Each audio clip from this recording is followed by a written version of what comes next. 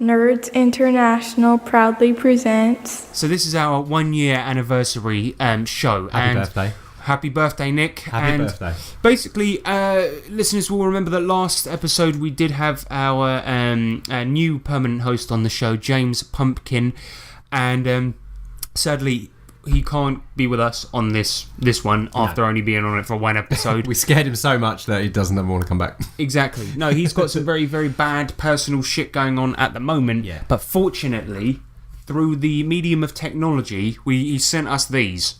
Yes. We've got some clips of him. Isn't that right, James? No. That means that throughout the show, it'll be like he's really here. Yep. Right, so that means that He's pleased.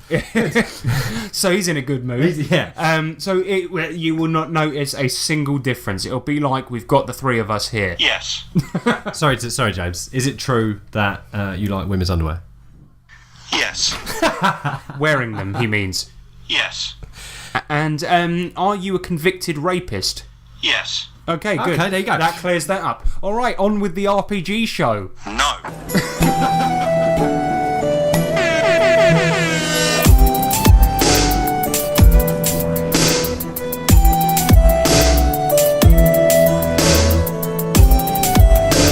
Coming at you live from the backseat of a Bentley bearing the benefaction of Bubblegum Crisis, it's me, Nick Lambslice. And me, Harrison Hunt, a.k.a. Robert Litchford. And we are... the TableTopTwats. Wada wada. Yes. And James agrees, good. And this is an RPG show all about tabletop RPGs. And we've got so many features for you today, ladies and gentlemen. Shocking. Yeah, exactly. We've actually got a new feature today coming up first, which is the feedback side, which is a new feature because we got so much feedback about the last episode. And then we've got what you've been slaying. We got the main subject, which this time is going to be Genlab Alpha. We got the Chamber of Challenges. We got Adventure Calls. We got Electro Letters. And then we've got the award-winning famous outro. Mm-hmm. But let's get into feedback about the last episode. The feedback side. The feedback side. The feedback side. The feedback side. The feedback section. The feedback section. So the feedback, basically... Do you like what we've done with that, James? It's pretty good. It's like feedback, but it's... feedback side. Feedback side. Good one. Thanks, mate. We worked long and hard on that one. So yeah, basically on the last episode, it was all about the Street Fighter RPG from White Wolf. Absolute classic episode. Yeah, which we discovered halfway through was made by White Wolf. Yeah. I think we learned quite a valuable lesson there. I mean, well, actually, I already sort of knew this lesson already, but basically... we had to learn it again. Peter very kindly came on and did a review of Street Fighter... The Masquerade by White Wolf, and we learned, do your research if you're going to review something. Well, let's find out who made it. Yeah, exactly. Exactly. And we posted this episode on Reddit and got a lot of upvotes, and we're really, really thankful for that. Yeah. But there were a lot of people on Reddit that were very scrutinous, and we were really grateful for that because they really picked the episode apart and things like this, and left a lot of comments. And this is why we've brought this segment about. Because we wanted to read out what people were saying and respond to it live on the radio show. Absolutely, basically. mate. Yeah, right down. So the first bit of feedback comes from a guy called Rosswin. He says, "It was always my assertion that Street Fighter was actually the best storyteller game ever published." Whoa. What? The mechanics and the setting work so well together, it's like they were made for each other. Come on, mate. Calm down. If you like the game so much, why don't you marry it? You nutter. You bibliophile. Yeah, I don't know what is wrong with this guy, and who dropped him on his head when he was a kid, but Anyway, I don't know about that. I mean, the thing is, it's the storyteller game. I never really saw it as much of a combat game. I never did at all. But as I learned from reading a lot of these comments, apparently there was a whole combat book made for the storyteller system, right? But the thing is, if you need that book to make the combat good, to me that tells me that it's not really a game focused on combat unless you have that book. So maybe add it. Yeah, exactly. So maybe the Street Fighter game actually isn't the best storyteller game ever made unless you have that book. So you know, he's right, because maybe he's got the combat book. But it's like buying like a cricket set without a ball. Yeah, exactly. It's know what I mean? It's my assertion that cricket's the best game ever made. Yeah, it is if you've got the right equipment. But I don't have a cricket set, so I don't particularly like playing it with just the knives and the shit that I've got in my house. Yeah, it's not because knife cricket's no fun. No, to be no fun for anybody. Yeah. Anyway, the next one comes in from Stochastic Life. He says, the World of Darkness combat book that resulted from this RPG was one of the best World of Darkness books ever made. Even if you didn't use it, it gave you a lot of ideas. I still have my copy of Street Fighter RPG.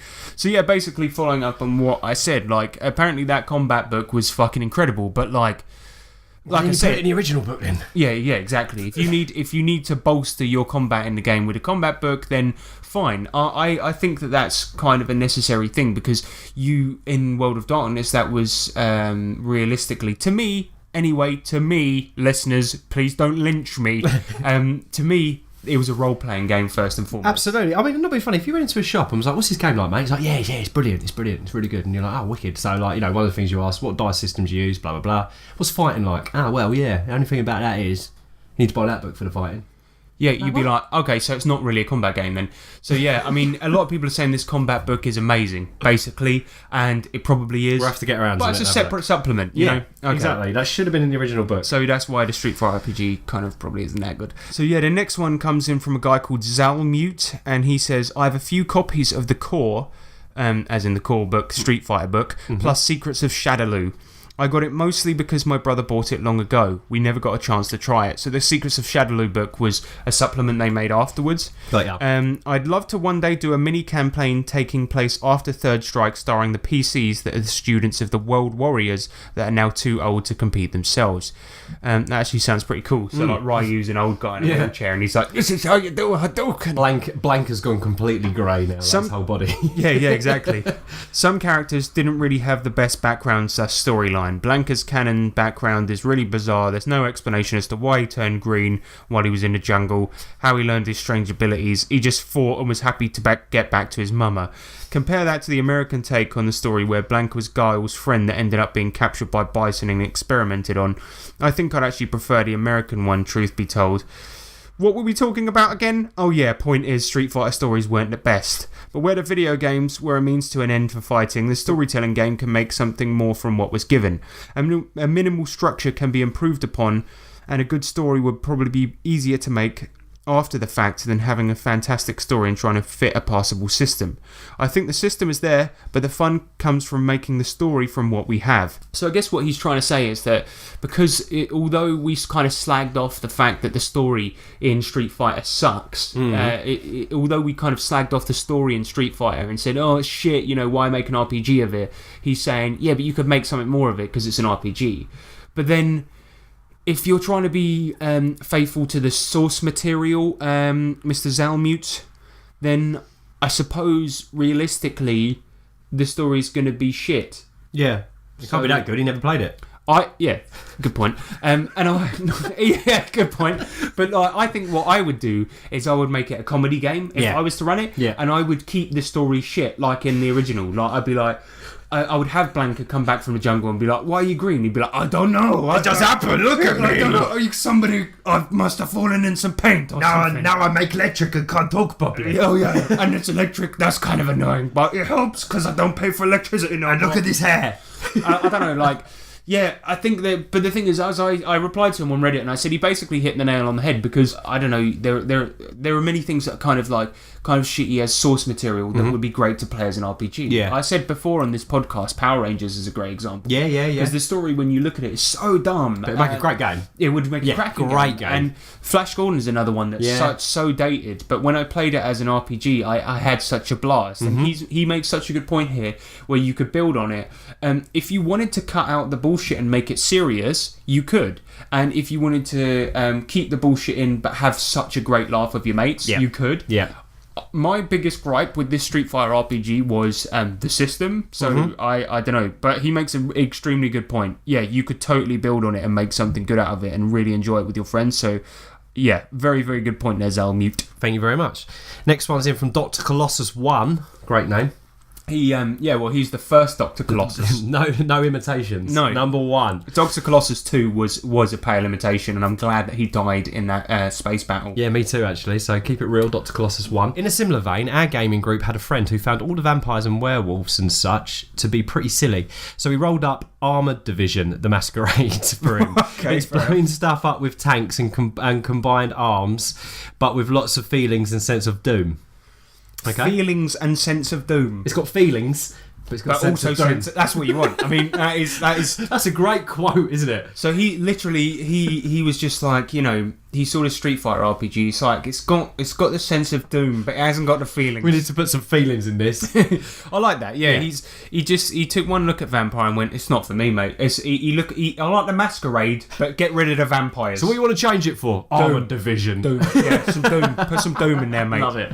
Very good. Very nice. Next one comes in from Deep Thor. He said, "We had an impromptu arcade tournament a few years back, and for fun, I made my copy of this, the prize, on the caveat that the winner ran a session. He never followed through." What, you nicked the book and never done nothing? See, all of this is adding up to me. Like, a lot of people came on the Reddit defending this fucking game.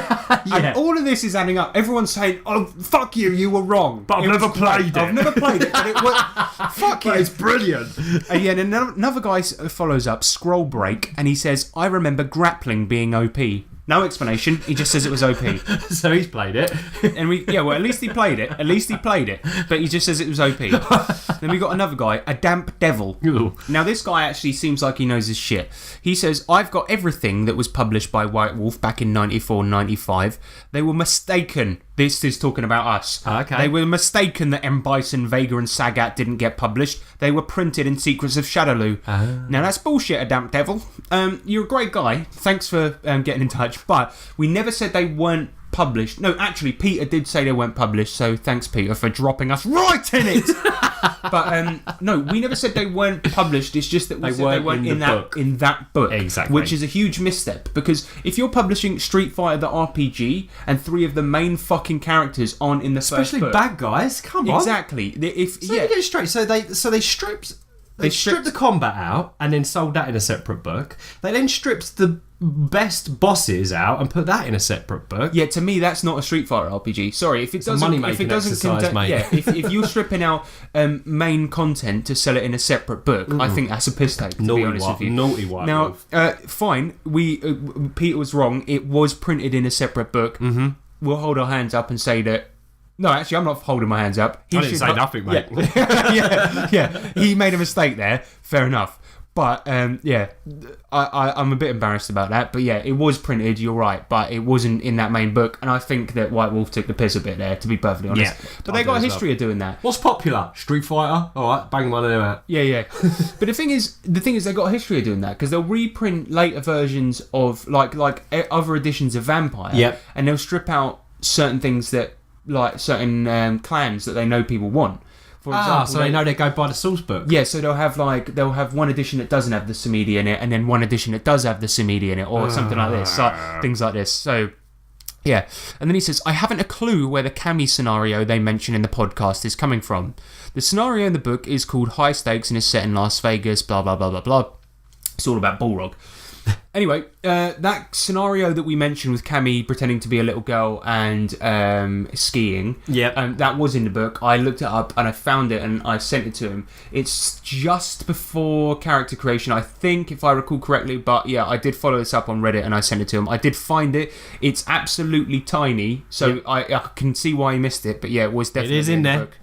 And he tells us about this scenario involving Bullrog. It's in Vegas called High Stakes. That sounds fucking awesome. So yeah, this guy really knows his stuff. And then he says the current SFRPG site, the one that James found during the podcast, is actually a fan site. That's why it's still being updated to this day. Got ya. White Wolf aren't updating it because Jesus Christ, why would they? Yeah, So it's yeah, they're very good oversight on James's part there. But yeah, he's right. SFRPG is a fan-made site rather than something official, although it is well done. And yeah, very good point. We're still working on it, so good luck to him. So yeah, thank you very much for that, Damp Devil. Yeah, we're only mucking about. But yeah, thank you very much for getting in touch. Yeah, definitely. We appreciate And it. then we got one more bit of feedback from Matt Stark, who says, "Wow, where did that soundbite of Eric come from?" Ha ha ha ha ha. So yeah, what he means is this soundbite here, Fuck your mom straight in the shit pipe. and that is a soundbite of Eric from the Wild Die podcast. So I'd recommend going and listen to that podcast because he's usually a very calm, collected guy. I don't know what he was thinking. When And he you won't said hear that over there. No.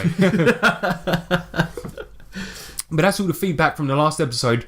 Keep feeding our backside. We love it. Keep feeding the backside. We're hopefully going to keep that segment going.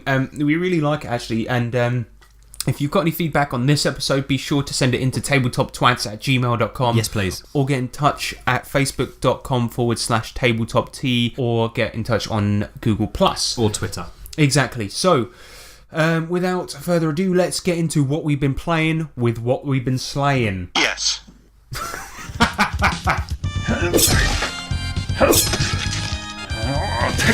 Oi! Yeah? What you slaying? So, yeah, what have we been playing this week, Nico? We have been playing Bubblegum Crisis, and I've got to say, it was one of the funniest episodes I've played in a long, long time. My sides were hurting the next day from I don't laughing think so much. we've ever had a session where we laughed so hard we had to have a break. Yeah. We had to go outside. We just couldn't carry on playing. Shit. It was fantastic. I think anyone listening, it's going to be one of those moments. You know when you have those moments where you tell a joke to somebody and you go, "Oh, you had to be there." Yeah. It's like a get out clause for a shit joke. It's going to be one of those, isn't it's it? true. The listeners are going to hear it and go, "That's not funny." You really had to be there, but it was very good. Let's start at the beginning, Yep. because basically, long-term listeners of this show will know that we're playing a mecha game set in a futuristic Tokyo, and the team are investigating these attacks from helper robots called boomers who have gone rogue.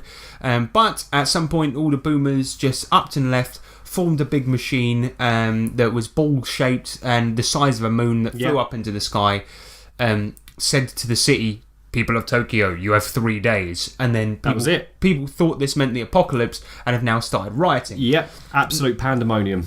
Now, amongst all this rioting, the party were trying to get their hands on this mech research that they knew was available and belonged to an old friend of theirs. So they knew where the lab was, they knew where the mech research was, and they knew to go and get it. The only thing is when they returned to their lab, they found that 4 people had already got their hands on it. Yeah, they had breached our armory and taken our mech suits. Yeah, exactly. And those mech suits were custom built for them as well. So it was a big fat fatty, a tall guy, an old woman, and this young-looking kid in a suit. Now, It's worse when you find out what they are. yeah, so they basically had this. People might actually recognise this name because this is based on something that I know, because I thought these would be fun characters to insert in the game.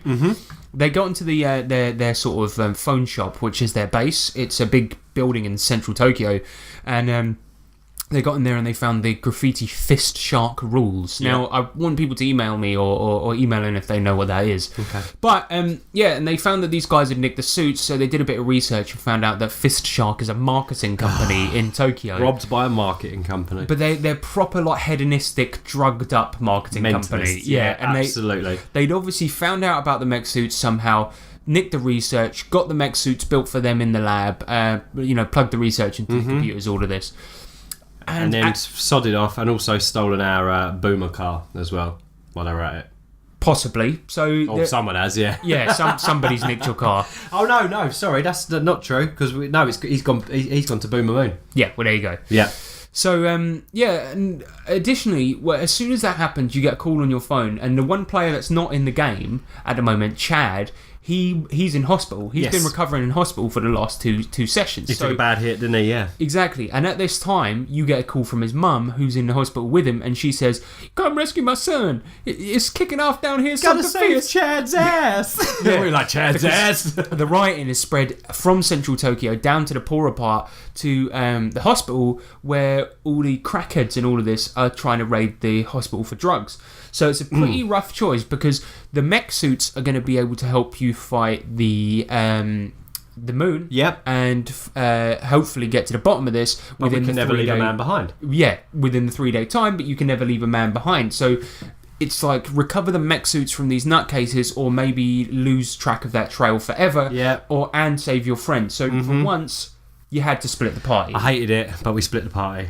Yeah, and I knew we shouldn't have. so we had two people. So it was Nick's character Clay, Yep. and another character called Harvey, who's a real sort of like 1960s style greaser, but in 2033 Tokyo. Wisecrack. The two of them went after the mech suits, while Riz, who is an sort of Indian phone salesman, and Don Vito, which is a very cliche name, but he's an Italian mafia don. They went to go and save Chad from the hospital. Yep. Now basically, as you guys, as Harvey and Clay went to go and get the suits, they went to the marketing company, and everything was going particularly well. You know, they were making all the wise quips. They found out that this marketing company was A, into Satanism, B, into drugs. They found that C, into slavery. Yes, slavery. They found that their one of their clients was Gary Busey, and he's trying to start up his own taxi company to rival Uber called Ubusiber. They found that another client was Miley Cyrus. Oh, yeah. They were trying to stop her from recording anything or releasing anything. Yep. And they just did an awful lot of drugs and bullied anyone who didn't do drugs. And like We bowled in, said we were the new guys looking for a job. They were chatting away to us. It was fine. Yeah, and the good thing is that Harvey sort of fronted up most of the discussion, and he's a bit of a not like a dumb guy, but he's a bit of an airhead. So he's got his wits about him, but because he's a cop, but he's a bit of an airhead. And Yeah. so he knew all the chatter, and he was going, I love Satanism and drugs as much as the next guy, but let's get on with it, man. and he punched the wall and even snorted some of that and went, sorry, I thought everything around here was cocaine and all of this. Like, he was proper on it. And then at one point, the worst thing is that Clay, Nick, your character, you started up and you said something. I said something about the intern because they said they said about why are you here or what job have you come for or something like that, and I mentioned this Craig guy who was outside having a fag when we walked in, cigarette for our American listeners, and anyway he was like, what are you guys doing here? And we were like, oh, we're here for the job, and then he let us in. I said that Craig was a good guy, and that was the one trigger I couldn't because the worst thing he could have said was that Craig was a good guy, because the two main guys, they were called James Stanton and Conrad Zimmerman. They were bullying Craig incessantly. Yeah. They hated Craig. He was the intern, and basically that he was the whipping boy. Yeah. And to say that he likes him, that was when they knew these guys weren't real businessmen, because in their world, the real businessmen use interns as whipping boys, and that's when they knew that they weren't real. So they James Stanton just sort of kicks Conrad under the table and just goes, okay, we'll be back in a minute, through gritted teeth. Yeah. And then they just returned in the mech suits shortly after an announcement that was just like, okay, fuckbags, we've put the whole building on lockdown. Sorry to any employees who get caught in the crossfire. You're gonna die now. And then they just came back down in the mech massacre suits. ensued. Yeah. And then there was this huge fight, and Nick's character got punched in the back with a. So hard. Yeah, it was a device on the mech suit called a knuckle bomber. That was actually what it's called in the book. Yeah. And it's basically an explosive punch. Yeah, so not only is it getting punched by a metal hand, it then explodes on impact. So it's a pretty nasty piece of kit. I'm not really supposed to reveal this, but I think I can reveal to you how much damage it done. Well, I heard the dice. Yeah, well, remember before I said to you in Bubblegum Crisis, damage is measured in how many Ds it does, right? So how many dice. So you roll an amount of 6-sided dice. So your gun, how many damage does that do? 3d6. Okay, so... Oh, no, so, 3d6 for one of them, 4d6 for another, yeah. So you were extremely lucky, right? Because you had 24 hit points, and you only got 22 damage, right? Yeah. Guess how many dice this thing rolled? Go on. Just guess. Oh, I don't know. 8. Up. More? 10? Keep going. No. Keep going, 15? son. Keep going. No fucking way. 20? 22. 22D. Yeah, damage. so this is when it starts measuring it in K instead of D. So it's 22K, because anything above 14, that's K. So that means that, basically this is like building destroying level of damage. And I took that to the back. So pretty much wrote the 22 lowest damage. amount of damage you could have done. So the point is that you scraped by with the lowest amount of damage this could have possibly done. So lucky. And my point is that it without you could have died if it have rolled even slightly above that, you would have been dead instantly. Oh man. So my point is that what you were dealing with there, it even says in the book, anything above 14D, humans basically are unlikely. Yeah, exactly. And I loved it because you were like, oh yeah, but I've still got my armoured coat on. And I was like, mate, come on. Obliterated on impact. I was like, you haven't got your armoured coat on. You've got your boxers are just about intact. You've got to keep them on. I was like, no, fuck it. And I jumped in the ambulance and nothing on.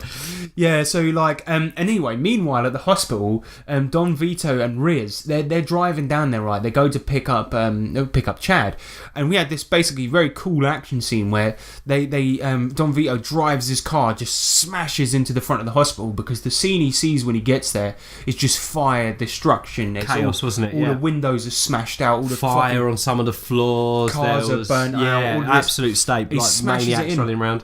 He sees all these Mad Max style raiders, and as he smashes in, he gets one. Riz, the other guy, gets one right around to surprise. Shoots one of the raiders. Two of them left. They roll for initiative. It's his turn. He shoots one of the other ones. One dives at him, takes a swing, misses, and then Vito fucking shoots the other one. And when he does so, the other one's arm is nearly hanging off. So he surrenders. Nasty. Yeah, and they basically got no way out. So he says, "Get the hell out of here." And the guy just crawls underneath. He's the like, car. I would, man, but I don't know how to get out of here. He's like, get out. Just go. Gets under the car, doesn't he? Yeah, so he crawls under the car. Then they run through the hallway, dodging all these things being thrown at them. There's druggies on the floor, injecting all sorts of stuff, swallowing all sorts of pills. It's crazy in there. Bit of rape was going on. Bit of rape, people being dragged out of beds. Like, it's pure chaos. The hospital's in sort of the middle of nowhere. It's one of the poorer districts and stuff. And yeah, people are acting like animals in there. And then they get to Chad's hospital room. They get to Chad's hospital room, and he's unconscious. So yeah, then Riz, Don, and Chad's mum have to all wheel him back down. Oh my god, the wheelie bed. Yeah, the wheelie bed. They have to wheel him back down the hallway, but this time they can't be as nimble and dodge everything. Yeah. So it's not as simple as roll athletics and then dodge your way down the hallway. They have to wheel him and just shoot everything as they're going down. While they're trying to wheel an unconscious comrade along. It's crazy. It's fucking brilliant. Oh man. And then when they get to the end, that guy, they're shooting things. They're dodging out of the way of people trying to inject them with stuff. And they get to the end, and this guy, the guy that they shot before with the arm hanging off, he's duct taped his arm back on, and he's sitting there with a grenade launcher, and he's like, "I told you not to fuck with it, wrong motherfucker." And he fires, and I say to everyone, make a dodge roll, and the only one that doesn't is Chad's mum. Oh, She goes, nightmare. She goes, "Don't you fire a grenade at my Chad!" And then it just goes straight into her mouth. Boom. Yeah, She's no, I dead. didn't say what happened to her, but it was a shame. She's the only one that didn't make her roll. Yeah, she's the only one who didn't make a dodge roll, so she boomed up. She got boomed. So, but we did get him out. Yeah, we did get him out, and then then they sort of fixed up an ambulance and start hightailing it back, and then They think it's all over. But then. Oh, nobody's going to get this reference. We're going to find it really funny, but okay, right. So then I say to the guys, right, you're driving back in your ambulance, and then another Mad Max style vehicle starts chasing you down the road. This guy's got a Mini Cooper, right, and on top of it, he's got an armchair, and he's controlling it with like a pulley system, and he's got like a bucket on his head. He's wearing a tweed suit, and he's got a shotgun in one hand, and he fires at you and goes, boom, boom. And like everyone starts cracking up, and we're just like, we're absolutely losing it, right? Oh my god! But to anyone that doesn't understand this reference, right, it's a reference to Mr. Bean, and it's just like the stupidest fucking thing. After all this absolute tension, Mr. Bean's chasing him We down. fell apart. We all fell apart. Yeah. And to make it even better was it's like, oh shit, here we go. You know, we thought they were safe, and they were on their way back, and then this last enemy comes out of nowhere, Mr. Bean on his car, and then he got one shot killed. Oh yeah, he did. Like literally, Don Vito's in the back of the ambulance, and he just goes, "I'm just gonna open the door and shoot him." He fucking shoots him, and then he just goes, "Oh no!" And he falls off the back and rolls down the road. It was beautiful. And we were dying. We were absolutely dying. But yeah, if people don't know what Mr. Bean is, go Oh, everyone knows what Mr. Bean is. But yeah, it was so funny because I think it was just a bit of weird comic relief that this guy out of nowhere as well, because we was all like, oh no, that was so intense. I've got to be honest, even I didn't expect it. I just thought at that moment I need something funny to lighten this up because it's been non-stop tension, and it killed killed everyone. Because you and Sean nearly died, and then Sean was falling apart. These guys were. Sean was the first time ever that Sean was like, I don't know what to do.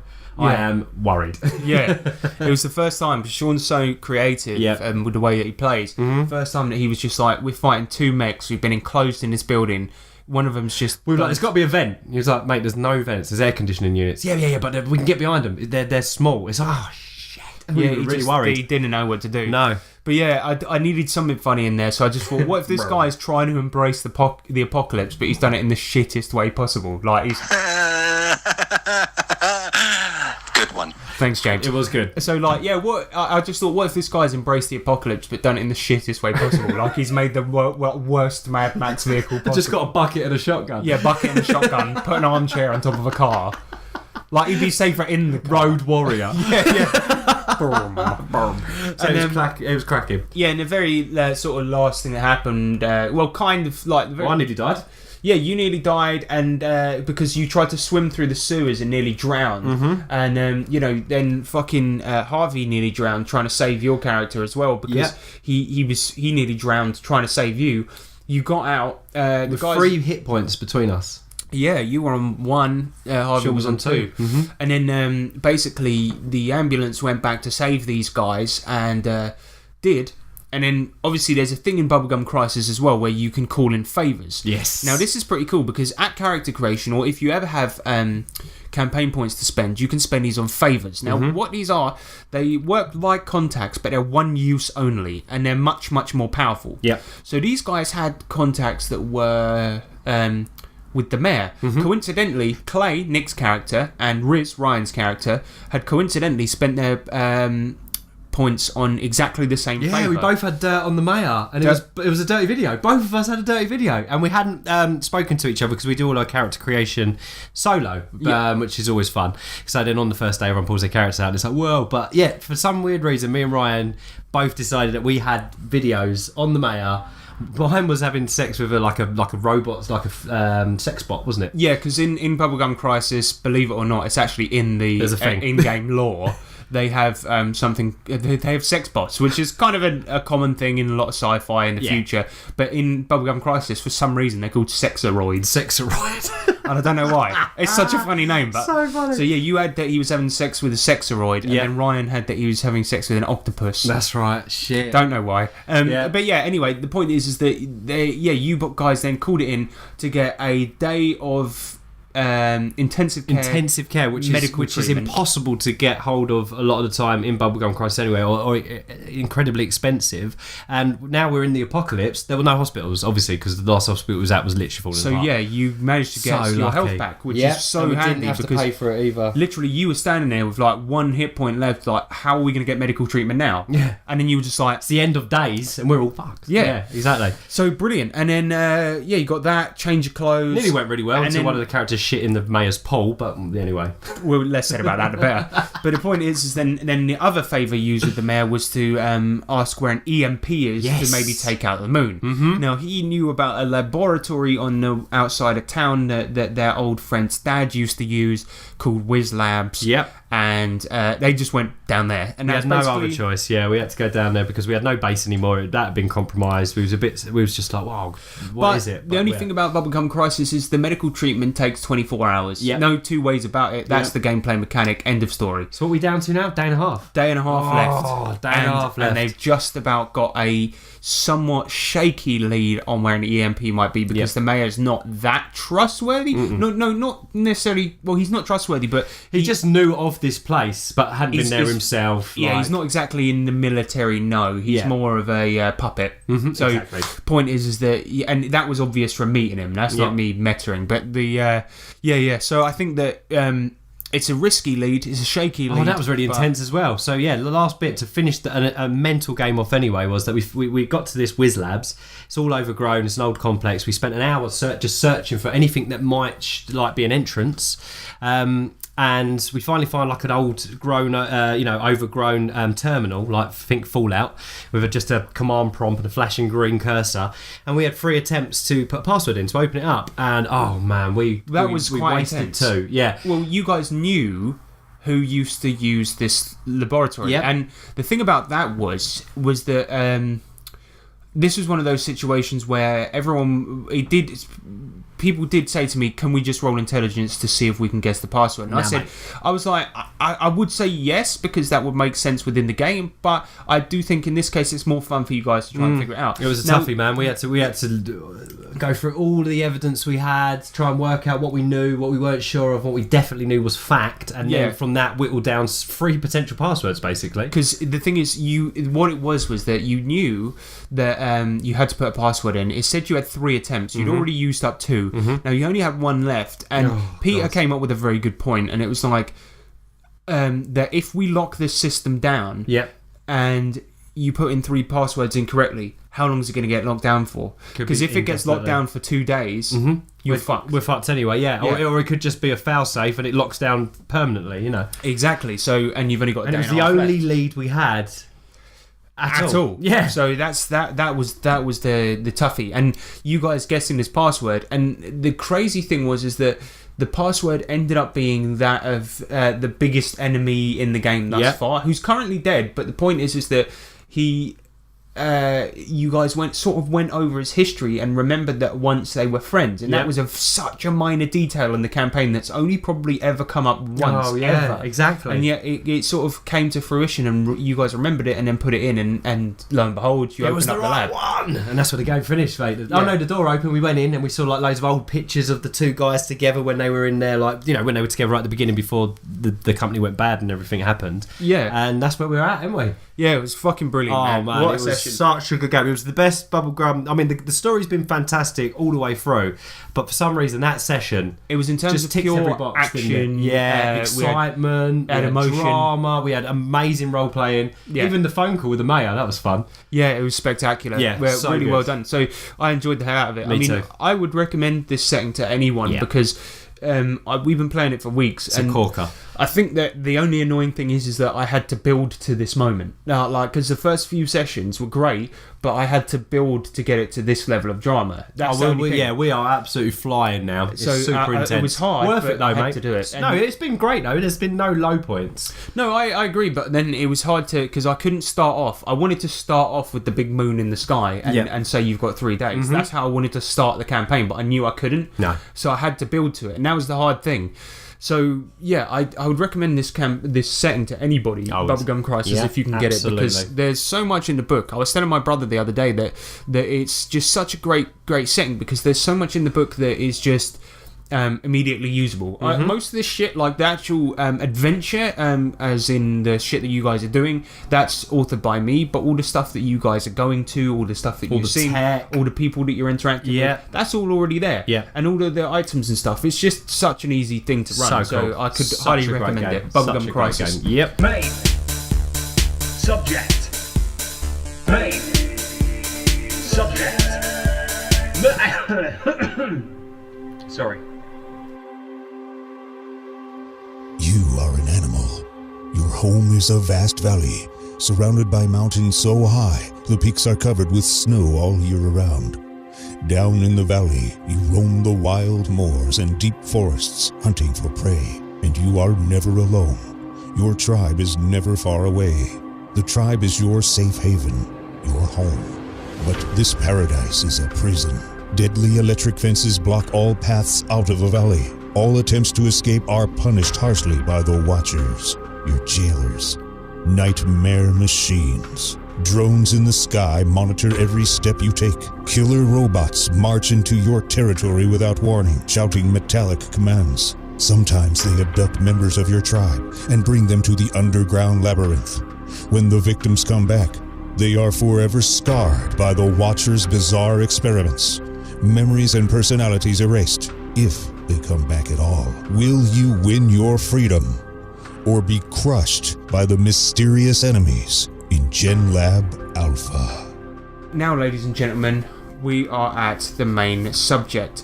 Now, what is the main subject, James?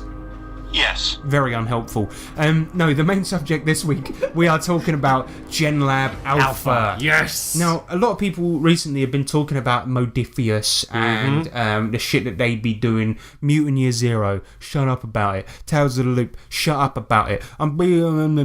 Shut up about it. I'm sick of it, alright? Shut up, right? We know they're good. But the one that nobody's talking about for some reason is Genlab Alpha. I know. What the hell? That's another one that Modiphius do, but you don't. Why you not talk about that? It uses the same system. It's Why great. It's so good, and we've been playing it, and we've been enjoying the fucking living shit out of it. So we wanted to just sort of bring it to people's attention, I guess, and let people know that it is as good as all those other ones you guys are playing. Definitely. So yeah, let's kick it off, Nick. Kick it right off. So Genlab Alpha is set in the Mutant Year Zero world, so it's all part of the same world, but it is a standalone game. It uses the same system as all the other games, which is great, and they all are part of this large universe. But this in particular book is to do with the Genlab Alpha. Wow, what is Genlab Alpha, I hear you ask? Well, Genlab Alpha is basically a huge research facility. When the world went to shit and everybody was killing themselves and there was a great nuclear and apocalyptic ending to humankind, basically. Thanks, Thatcher. Yeah, nice one. There was this research facility, and the idea being was that they wanted to create animals and splice human and animal DNA to create these super beings that could go up top. Oh, yeah, well done, James. I know. And which could go up top into the dangerous habitat and be able to survive and obviously even flourish out there. Anyway, so they started working on these and they created this big prison, which is essentially what it is, but it's called Paradise Valley. It's a huge amount of land that's surrounded by fences. That's basically a research facility surrounded by huge electric fences, and you've got like all these different tribes in there as well. So it's like you've got like dog tribe, you've got badger tribe, frog tribe. Yep. You've got bear tribe. You've got bear tribe. You've got moose tribe. I think the very clever thing they did in there was that they didn't include flying animals. Yes, that's because I mean the point is that a lot of we'll probably get into this later. A lot of the story is about rebellion and escape. Obviously, I mean that goes without saying. The old bird tribe left years ago. Yeah, they just like, see you later. Maybe that's why they're not there. Yeah, it's true. But the bird tribe, they went a long time ago. So the idea is that humans have gone. The only thing that's left in this big world that these animal, the kind of hybrid human things have only ever known is being contained by robots. Humans are a myth. They know that they were created by humans, but the humans are long gone. Some people think the humans are still alive and they're waiting for them. Other people think the humans have been wiped out, so on and so forth. Now, the people that keep all the animals in this Paradise Valley are robots. They're called the Watchmen. They were called the Watchers, yeah. The Watchmen. And they were made by the humans. And even though the humans are now long gone, the robots continue to carry out this research and keep all the animals within the confines of this place. And they research on them, and they're treating them like shit, really, to be honest with you. Yeah, and they've got like human faces on screens on them. Yeah, some of the models kind of have got, yeah. When you think of like robots, it's all types of things. So you've got like drones. You got they're like a lot of them have sort of like tank treads. Yep. And then like sort of an upper body with arms on it that might have like guns on them. So Guns, those are like called enforcers, if I recall correctly. Sentinels. And then they've got like a TV screen with a face on it, and then observers they are. Exactly. So they might be like, they're there to keep the animals in check. Yep. But they also might drag them off to labs to do experiments. Yeah. So some animals get taken away, never come back. And then you've got like drones and things like this. Flying over top, yeah. Although it is a prison, it is like a big outdoor prison with woodlands and things like this. So it is like an animal habitat where they're all kept, but then they're also enforced by all of these watchers. And then additionally, they might be dragged off to labs to still be experimented on. Exactly. Now, in addition to this, like I said, you've got all the tribes. So your tribes are expected to be kept in certain areas. So, for example, like I said, you've got a dog tribe. Now, those are all kept in a certain area. You've got the rat tribe, so those are all kept in a certain area as well. And if you're straying from that, dependent on your role, and we'll get into those later, but depending on your role, if a observer sees you, they might ask you, what the fuck are you doing outside? Yeah, why are you here? And you'd have to give them a good reason. Exactly. And if you don't, you're going to get shot up, or you're going to get forcibly taken back to where you're supposed to be from. And so that's the sort of oppressive environment that you're dealing with. It's so impressive, It is like almost like a sort of concentration camp. Absolutely, yeah, totally. And especially like you've got in each tribe, you've got like the elders, and the elders have always taught that you must basically obey and comply with the robots, do everything they say, and if you do do what they say and agree to them and comply with everything, eventually you show willing and you will show that you're worthy to meet your human makers. And so it's kind of like a microcosmic version of what like our world is like. Kind of. Absolutely. It's kind of like, if you are oppressed long enough, you'll make it to upper middle management. That's the one. It's like that kind of thing. But over the years, resistance has started to brew, and it's got stronger and stronger. Some people think differently. They don't want to do what the robots say. They think that they'd be free and that they shouldn't be kept in the confines of Paradise Valley, and they want to get beyond the fence, and they don't want to do what the robots say all the time, and they don't want to be forcibly fed drugs and have these horrible experiments done on them and things like that. Yeah, so you might hear whispers throughout the game that actually all the humans aren't dead, and that outside of the fences there are humans. Yeah. Now, they're rumours, right? So I think from what we've played, and again, we'll get into that later, but I think from what we've played, on the outside there aren't humans, there's Mutant Year Zero, the other Modifius RPG. That's my theory, right? And that actually what they've seen is mutants. Maybe. But, I mean, that's what I think. But still, if that is true, that's fucking awesome. Yeah. But the point is that...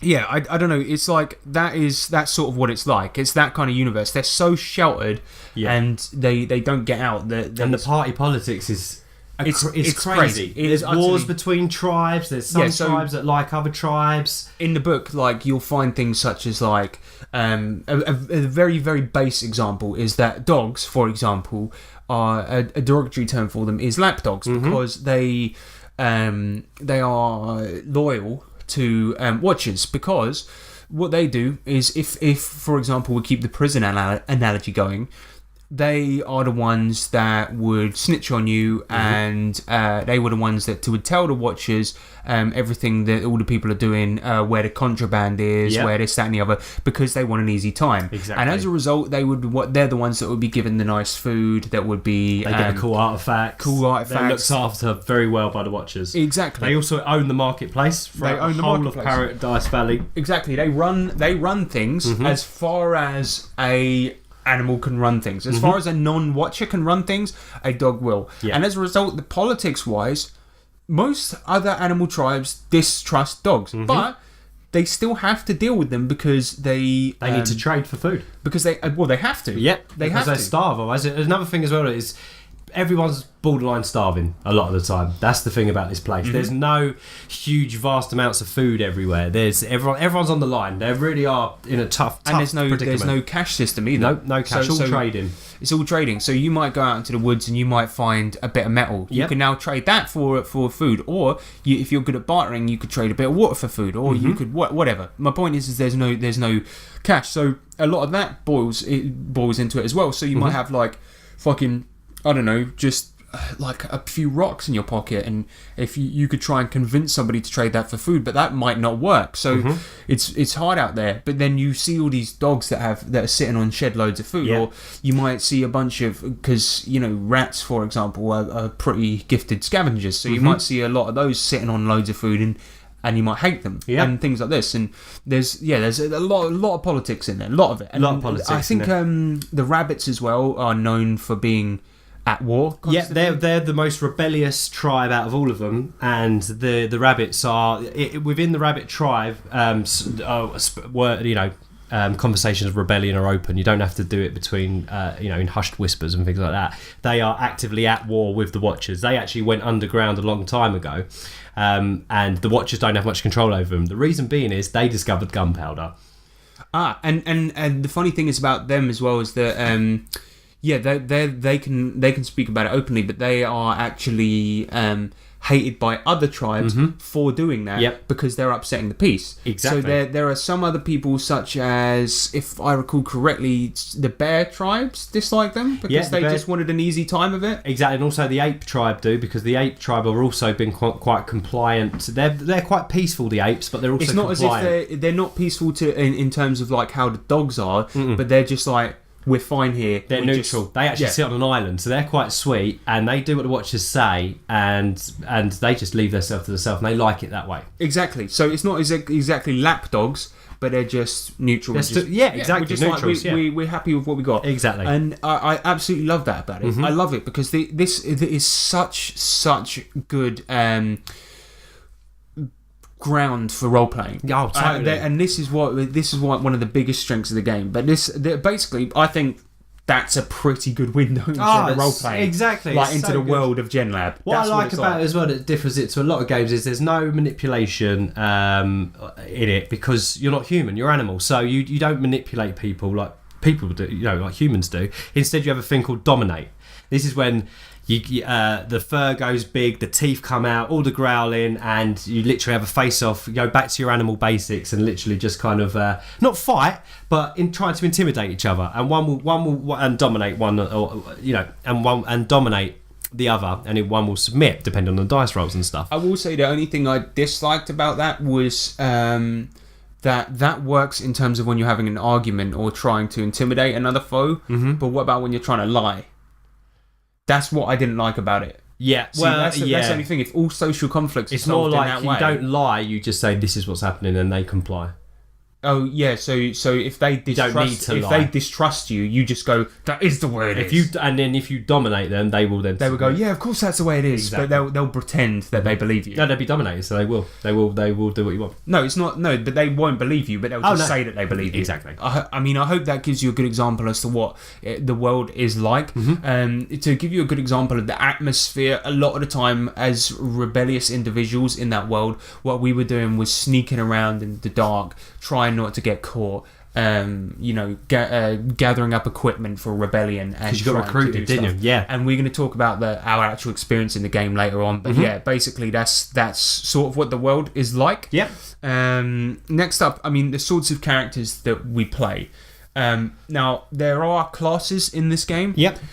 Do you want to go over those quickly? So we've got the scavenger, pretty self-explanatory. Yep. We've got the healer. Yep. We've got the warrior. We've got the hunter. We've got the seer, that's it, and the last one is that's it. I think that's it. That's it. So they're pretty much self-explanatory. Yep. So your hunter's your dex-based class, the warrior's your strength-based class. Blah blah blah. But the healer, they can brew potions. Yeah, they can brew potions, which is kind of different, but they can also sort of do things such as brew moonshine and things like this. Yep. The seer is like a mystic. They can create things called scrap totems. Yes. So the seer, the way it works is kind of like you can predict things that happen in the future. Now, if that thing comes true, then the person, if it's against the foe, they'll get a minus on it, and if it's for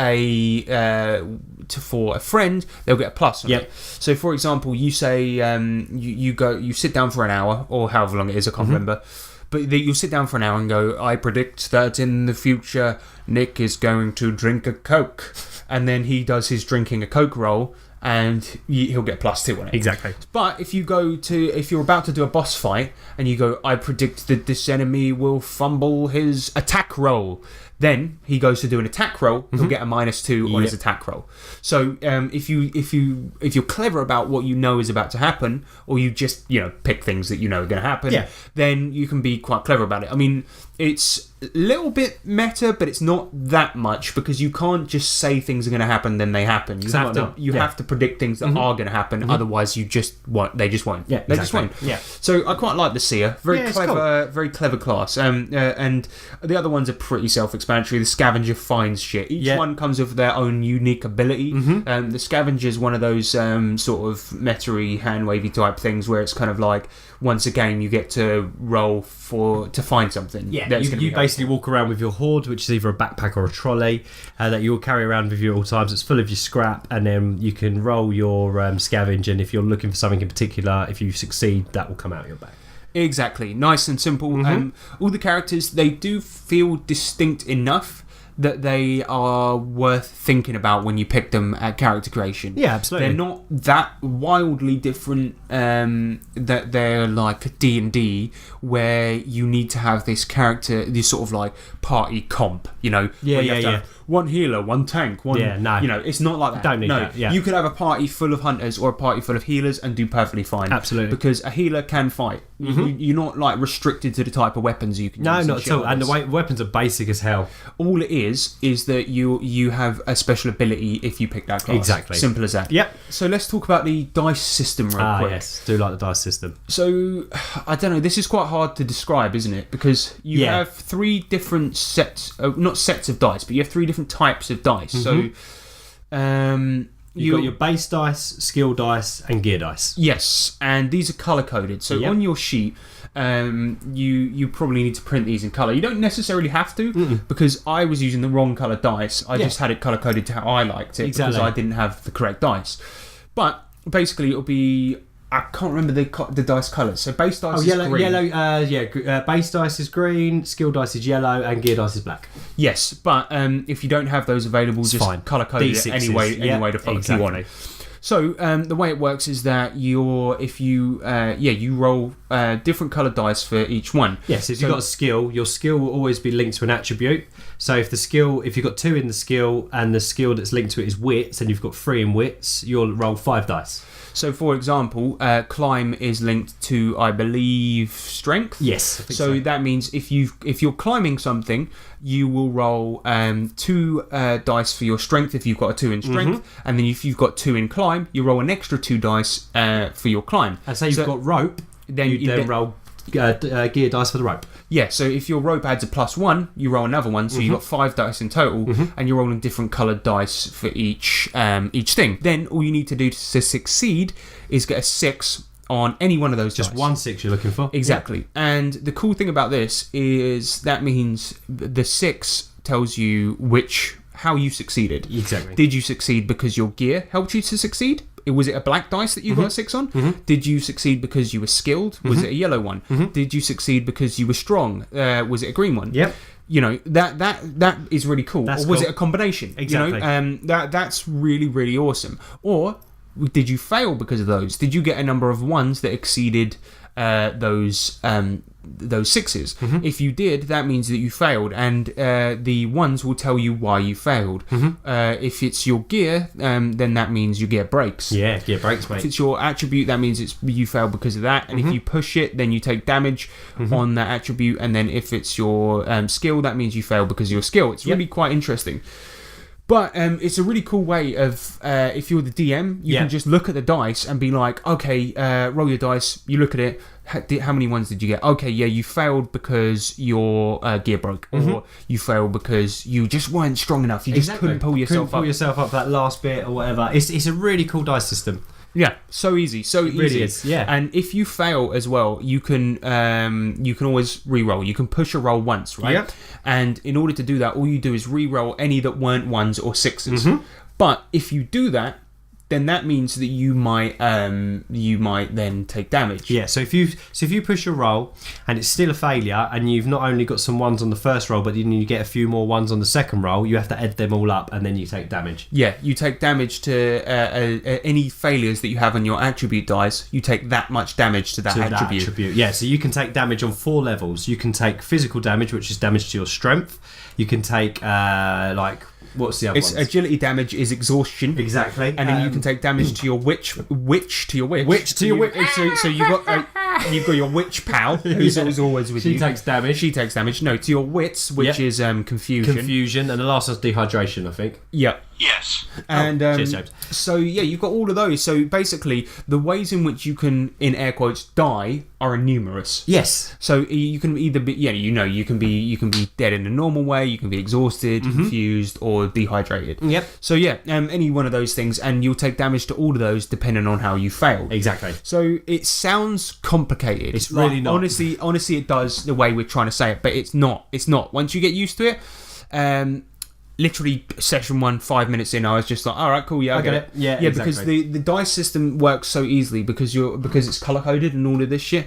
Again, if you don't have the official Mutant Year Zero dice, I think they're trying to push that. They're like, come on, buy these dice because you need the right color coded ones. You don't. Right? Because the way I had it set out was I had a bunch of different D6s, and I think I had blue ones for skills, I had black ones for attributes, I had clear ones. I had all the misc D6s. Yeah, on my yeah, deer. yeah, exactly. That's what I had because I was just like, But all you've got to remember is if I get a 1 on this group of dice, it means something. yeah, one on attributes is bad. Exactly. Essentially, that's all it is. So yeah, it's fine. Don't worry if you don't have the official dice. You can It really still doesn't get matter. away with it Although playing D6s. They are pretty fucking cool. Yeah, they are nice. They're 15 quid, but you do get 15 dice. It's a pound of dice. Yeah, exactly. And they're nice. They are very nice. So if you can afford it, go for it. If not, don't think you can't play the game. You totally can. You just need a few coloured D6s. But of course, if you get more than one success, in a lot of games, that usually just means you do it, but you do it better. In this, you got something called stunts. So basically, stunts means that like you, in some cases, it means you get to sort of like choose another option, doesn't it? Yeah, you get like a list of things you can do. So if you get a stunt in, say, combat, you can choose to deal more damage, Trip them up. disarm them if they had a weapon, Yep. grapple them, Yep. knock them to the floor, and that happens. That's a given. So See, I don't think yet, because we've only fought smaller enemies with Yeah. the exception of the land shark. I've never come up against something yet where I was like, yeah, why would I do anything other than deal extra damage? yeah, But to be fair, if you were fighting something massive, like you might think, yeah, of course, disarm it. Yeah, if absolutely. it's got a weapon that you know is going to obliterate you, disarming or tripping might be the best way. Well, I was going to say also, if you're fighting, say, a quite a big enemy and you're close to, say, a cliff or something, by getting a stunt, you get a push, and you can push them and you push them straight off. There you go. You know, And, something like this.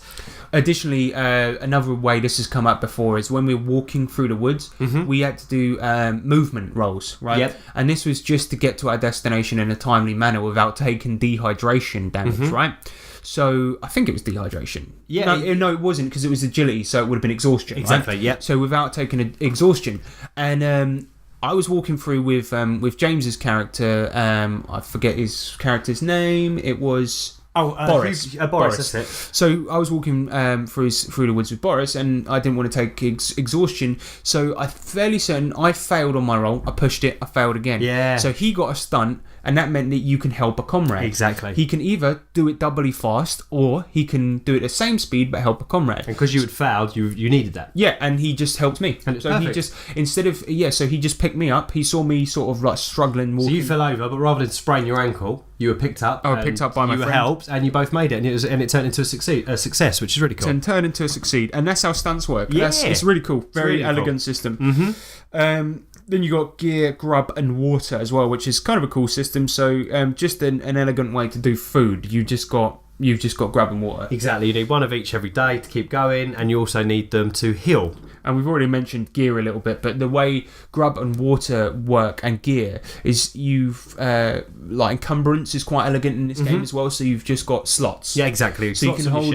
If I recall correctly, it's 3 grub and 3 water take one slot, Exactly. and then everything else takes 1 slot. And then So- like very small items don't take slots, like Yeah. like knickknacks, I think they're called, or something like that. Yeah, so you just got an amount of slots, and that's pretty much how we already do it in most games anyway. Exactly. So I'm pretty happy with that. I was just like, thank fuck for these guys. They've finally done an inventory system that isn't boring. Exactly. Yeah, no, it's really good. Yeah, I love it. And combat is pretty Straightforward. So it's pretty straightforward. I mean, Yeah. the thing about it is that I always find that talking about combat's quite boring. Yeah, you've got a combat skill that you roll. you roll it, they roll dodge. If it's a success, then the damage thing them. that you're using has a certain amount of dice for damage. Blah, Simple blah, as blah. that. Yeah, it's as easy as that. Yeah, so you also get, like, when you at character creation, right, you get to pick these things called animal powers, and animal powers are fucking sick because really cool. the actual list of what you get to pick, I think, is fantastic. I can't remember an awful lot of them, but I do remember what I picked. Now, I picked amphibious because my character is a toad. Now, my character's what is his name? Frank, originally. Oh, that's another thing that His we name haven't is spoken Frank about. Black. So all the characters have lab names, so they're named after certain things. So for example, all the toads, So all the reptiles, all the reptiles are named after musicians. So mine's called Frank Black, and then they always are assigned a number. So he's Frank Black 11. Exactly. Now I chose the dogs are named after astronauts and so on and so forth. yeah, and then the rabbits are named after composers. No, the mice. Mice are composers, rabbits are football players, I think, if I remember rightly. Anyway, yeah, there's each there's tribe loads. has a set naming process. And then you have a number as well. So Exactly. I picked 11 because of Strange Things, Yep. and then I picked Frank Black because of the Pixies. So he's Frank Black 11. Yeah, so it's a pretty cool name. And so Frank Black 11 is a scavenger, and I picked 2 abilities for him because he's a toad. I picked amphibious, so he can breathe underwater for 5 minutes, and I wanted that because I thought it would be handy for hiding from watchers.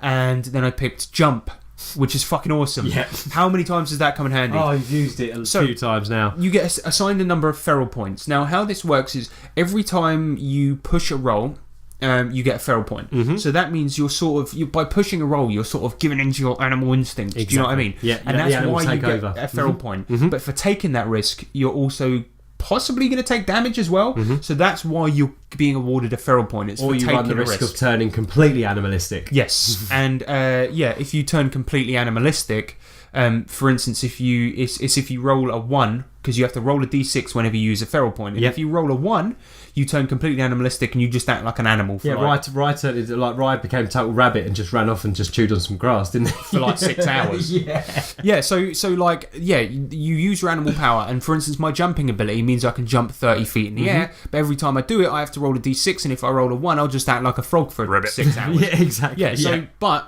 fortunately hasn't happened to me yet. But that was really handy for break-ins, for jumping the fuck out of the way of things. And there's electric fences everywhere, which are handy. You could just jump over them. Well, I didn't even anticipate that when I made the character. That was brilliant, I though, just yeah. I just liked the ability. Jump's been because- your best ability, though. I Well, think. because he's a frog. I just works. thought I liked it. Yeah. But, And he's gone.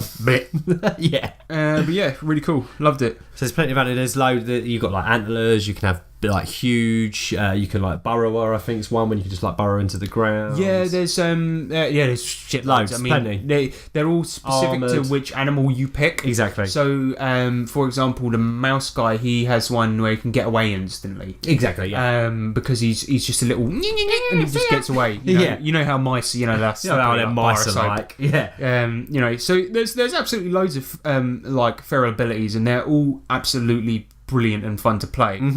So with that, let's get on to our general experience of doing it. Yeah. So- absolutely. First of all, I guess what I would like to sort of go over is I want to speak about my experience as a player, and then I want to hear about your experience as a GM, because it's the second game that you've ever GM'd, but I think from a player standpoint it is quite important, because I think a lot of people kind of find the subject matter silly. If I'm being honest, they do. Yeah. Out of Mutant Year Zero, Tales from the Loop, and Mutant Megatron, there's a reason that people talk about this one at least, and I think people find the subject matter silly, and there's a reason that we gravitate towards it, because we like silly. Yeah, of course we do. And but the point is about this, we looked at the cover and we just saw there's a raccoon with a knife, and we were just like, fuck yeah, that looks cool. But to be honest, I think we tend to find coolness in silliness, where people just find silliness in silliness. But there is so much depth to this. Man. Yeah. And I absolutely loved it. I've had some of the most emotional moments I've had playing man, this. yeah. See, I remember a question we had from Zovia a while back where she talked about all that people ever do when they relay stories from RPGs is talk about the funny moments. And I don't even really want to touch on those with this game. I don't even want to do that, because what I would prefer to speak about when I speak about this is the fact that our game is literally all about fuck the system, rebellion, Fighting back, yeah. fighting back, and sort of finding our siblings and stuff like this. And it's all about how fucked up not just the people that are oppressing us can be, but how fucked up the people that we know can be, and things like this. And like that, to me, is just it's beautiful the way it's done. Yeah. How you can have this story that's about animals It's a really And- emotional game. It definitely pushes emotions, I think. Like, even from the beginning, when you have like a friend, a buddy, someone you dislike, someone you like. Yeah, I and don't then know. you also have like you've got all this like really deep political shit that's like deep rooted into the game, and I think that the way that they've done it, so this got a relatively small world that it's quite easy to push that political side of things because it's much easier for a DM to learn. Exactly. So you haven't got might- this whole world to worry about. You've just got Exactly. this confined space that is literally like a mixing pot. Because a lot of times I would look at like a big political landscape in a game and just go, oh fuck that. Yeah. Like, I'll put it in the game, but I won't make it a big deal because it's too much for me This to learn. game thrives off of it. It thrives off of it because it's a smaller world and you can learn off it, and that emotional thing is like so easy to get because I remember the first thing that happened in the game was that we heard about this rebellion. We're at like a dance party for like this celebration of the Yeah, it's moon a or festival, something. wasn't it? Yeah. Yeah, and then we get raided. We have to make this fucking trek across the woods, and then we meet all these people that are trying to escape. And it's like you're meeting like real, genuine characters that are quite fleshed out. And then it's like, you know, my brother went missing during the first bit of the raid and all of this stuff, and then we have to go and find him. And it's like during that you've got these characters with you that you don't really trust, and because there are genuine good story reasons for you not to trust them, and that's even before you've met them because the setting is so deep and believable. It and I just precedes think them. Yeah, the image. it's just of them, like yeah. fucking. I mean, I've not played a setting where it's like there's setup there that doesn't require the DM to play like 5 sessions beforehand. You're just like, this setup was so simple and so elegantly done that you're just like, man. oh fucking hell, I don't know how they did that. I don't know how brilliant. they did it. And I think using the imagery of the animals actually makes that easier. Yep. Because you're like dogs, lap dogs, okay, fine.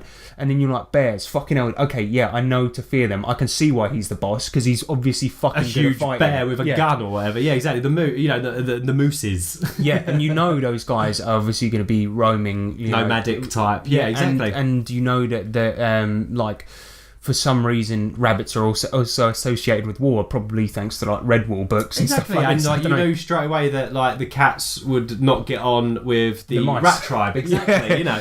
It's crazy. It's I don't know. Maybe that's why it's so easy to get into. Yeah. I don't know what it is, but the point is that I thought that the political stuff and all of this and the emotion of it was so well done. Because not only you've got all the politics that, you've then also got this constant oppression of the evil kind of robotic god that overlooks everything. So even though you never know who to trust, or you never know if the watchers are listening, like. And I think that actually played into it quite well as well, because you've got like the watchers are looking over you, then you're going to be forced to do missions with tribes that you necessarily wouldn't trust. So you might be with a dog, or you might be a cat and have to do something with a rat, because the chances are you're going to meet them because it's a small area. But in addition to that, there are definitely going to be watchers around the corner, so you're going to be forced to team up with these people, but you don't know if you can trust them, but then there's something worse around the corner, and it just... Or it could be a monster mutant that's out in the wilderness, Or And you've got without a things doubt, like all of this shit is going to force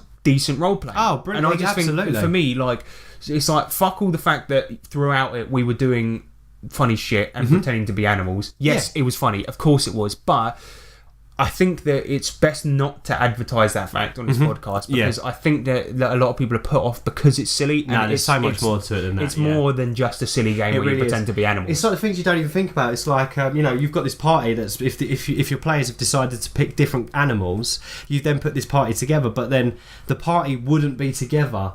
But like normally, because they're different tribes. So like, say for argument's sake, you've got a dog, like you said before, that's not trusted, and the dog then through a mission has to go to, for argument's sake, the rat tribe. Now the rat tribe might hate dogs. So even though they're part of the party and they're on the good side, the rat's own tribe won't trust the dog, even though he knows the dog's a good guy.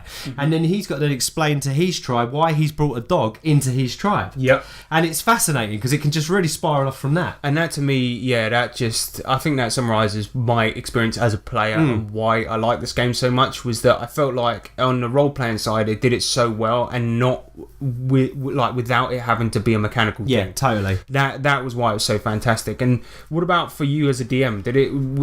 How did it feel to DM this game? It felt amazing. It's so cool because obviously I'm lucky enough to have a good group that I play with. That is, I think we're all pretty decent role players. Like some of the games that we play. Like I've always said from the beginning of this podcast that for me, role playing is the biggest element of of RPGing. Obviously I love it all, but I do, for me, the most fun I have is the role playing of it. And some of the role playing scenes that I've had from these guys from this setting has been brilliant. It's like just being able to have a chat and be like, anyway, you know, and just throwing an animal noise in there, like subconsciously you start doing it without realising. Or like we was doing a thing where different tribes actually have different dialects as well. So the reptile tribe are all northerners, which is great. Yeah. No, it's like when I met my brother, we in the game I was searching for ages. I was like, Marina, is that you? And he was like, yeah, fucking hell, mate. Yeah. And it was just like, I haven't seen you in ages. And then it was like, we had what was it? You were doing like voices for the moose and the bear and all of this stuff. Yeah, exactly. And all different, you know, it's all different, and you can really just build on what's already in the book. What did you feel about the materials that were available? Because you bought the book was packed full of stuff, wasn't it? Oh god, yeah. So yeah, the book. I mean, the book's huge. It's not huge, but the book's a decent size. You get it's meaty. It's a meaty sized book, and it's all, the artwork's incredible. We spoke about the artwork before. It's one of the best art in a book I've seen for a long time. It's really comic booky, but just really well done. And but then you've also got, there's lots of supplementary stuff for it. You've got these compendiums which are like more stuff if you want it. And you bought a map as well. Yeah, the map. I think it's intended to be either used as a poster or as something to lay down on the table to use as a map. Yeah, it's cool because you've got one side is the full world map, which is also in the inside of the book, but then also on the other side of it, it's got the artwork for every single tribe. So if you're explaining what tribe you go to and say, look, it's from what you can see, it looks like an abandoned, it's a ski resort or whatever, you can flip it over and you can show a picture of it and everyone get a good idea for it. And you were you were running us through a pre-made adventure from the book. Yes, so... Did you feel like that was easy to run, or did you feel like you had to read stuff over and over to get it? Because I've run pre-made shit before that I find impossible to cling on to. For example, I feel like a lot of Call of Cthulhu adventures are, at least old Call of Cthulhu adventures, are not terribly written, but they're quite hard to grasp what the fuck is going on. No, see, I not at all. See, with this, the way it sets it out for the story is because, like you said, it's quite a confined story, being that you were all prisoners. So it's like, you know, you can do loads within that world, but at the same time, you can never go any further when the game starts off at the time, because obviously you're in prison, you're trying to break out of this whole place. So the way it does it is it gives you key events. I see. And the rest you fill in yourself. Oh, okay. So, is it like, so for example, at the beginning it says the camp gets raided. So I'll give you, and exactly. then we met this guy called Ringo who took us over to an abandoned, crashed helicopter, which is where the resistance were operating from. So does it say Ringo will direct the party to this helicopter? To the helicopter where you'll meet the boss, and then it'll talk about your first mission, which is the EMP. But then the next key event it will say in the book, by this time you would have done a lot more of your own operations, this, that and the other, and then once you've got a feel safe for the world, this event needs to happen. This. Oh, okay, yeah. Okay, that's and you work cool. it in like that's that, and cool. then there's an overarching story for everything, but obviously it doesn't have to go through the events, but if you do them with each event, it makes the story beautiful because it all builds up to this huge kind of that's fantastic, man. Thing. Yeah. I like that. So it keeps it open as well. Yeah. But it gives you, I feel like that gives you enough. You have a spine and you fill it up with the rest of it. You have a spine. You put the meat on. You put all the meat on that spine. Well, obviously James played quite a lot of it with us. So what do you think, James? Yes. Okay, good input. I mean, he's really got to step his game up. I'm worried about his hosting ability. No.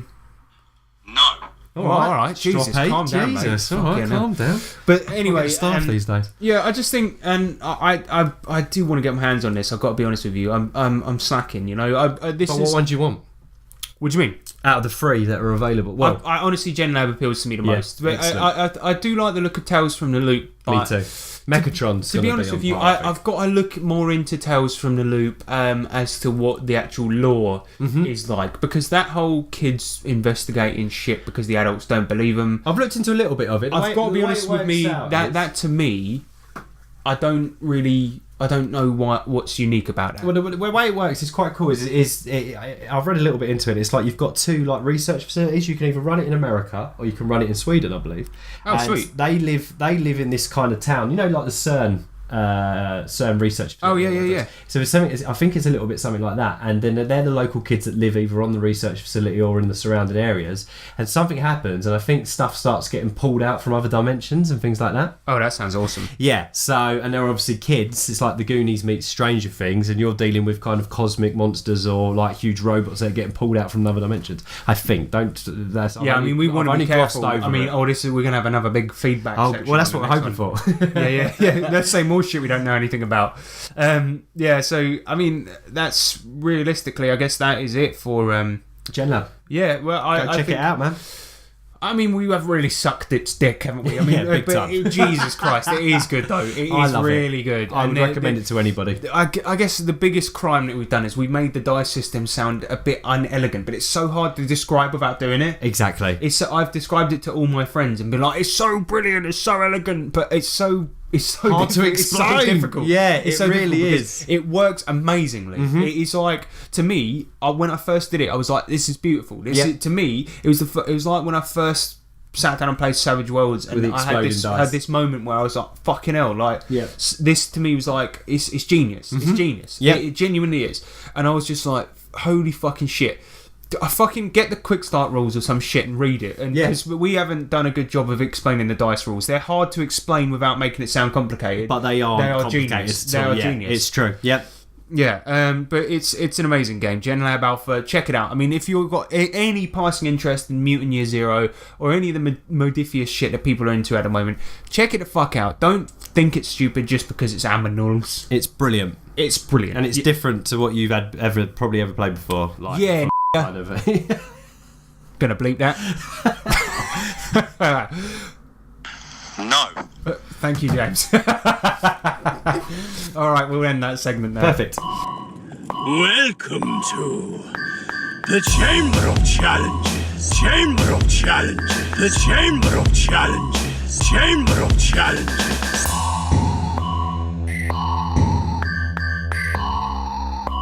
The Chamber of Challenges. Welcome, ladies and gentlemen, to the Chamber of Challenges. I think what I'll do is I'll do my one first, because I think, Nick, you've got something quite special for us. So I'm going to do my one first. I'm going for a classic. I'm going for Dragon or Blaggin'. Yes, it's back. Exactly. So, ladies and gentlemen, Dragon or Blaggin' is a segment where I do a quiz where I make up a bunch of shit about an RPG, and you've got to try and discern what is the shit and what isn't.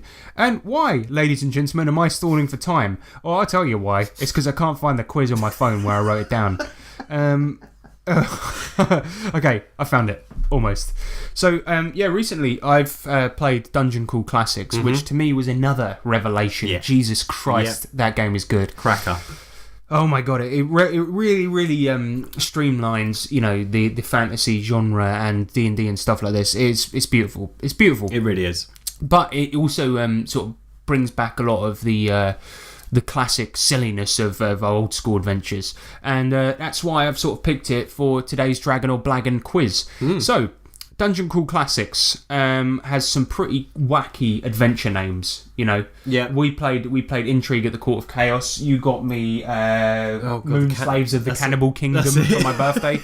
So, question 1. Pick the fake adventure name. Okay. All of these are real except for one. So pick the fake one.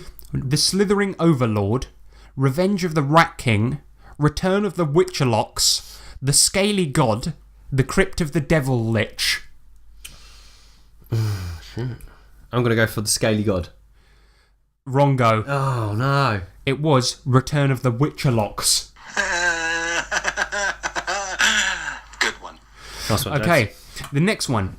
In Dungeon Crawl Classics, as you know, wizards, if they go through the right set of circumstances, or if you're an elf, you will have a patron that helps you with your magical abilities. Yep.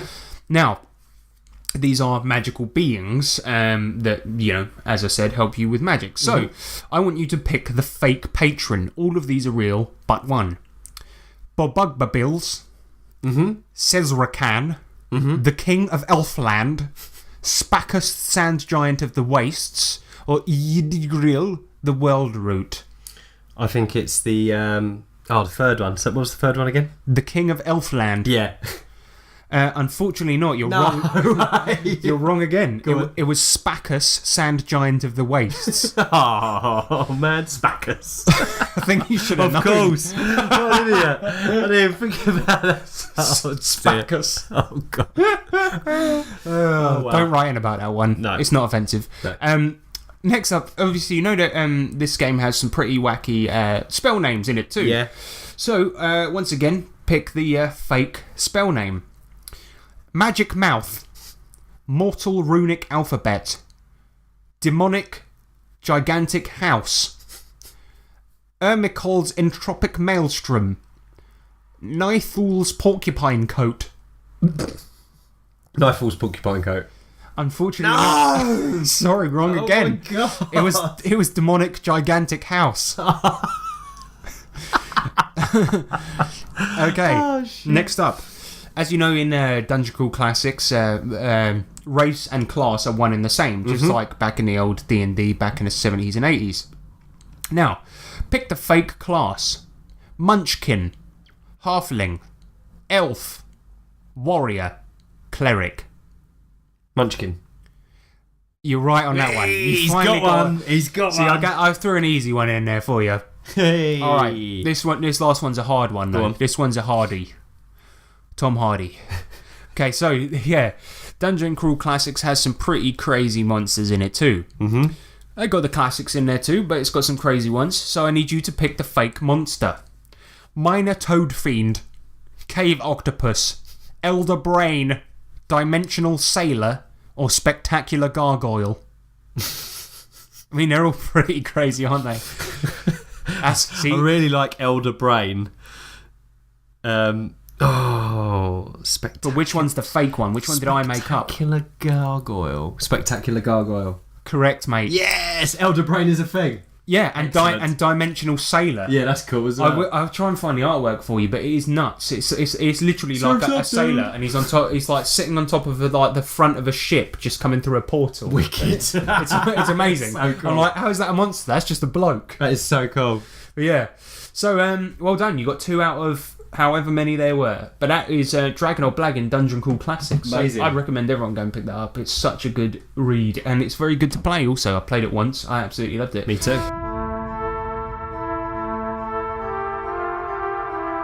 I'll be laying awake at night thinking of Fucking goblins.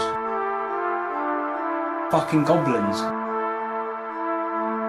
Fucking goblins. Fucking goblins. Yeah, Nick, you've got a challenge from me, have you I've not? got a new challenge that I thought up. I don't know if it's going to work or not, but I'm going to. It's basically called "Say What You Hear," and it's basically audio charades.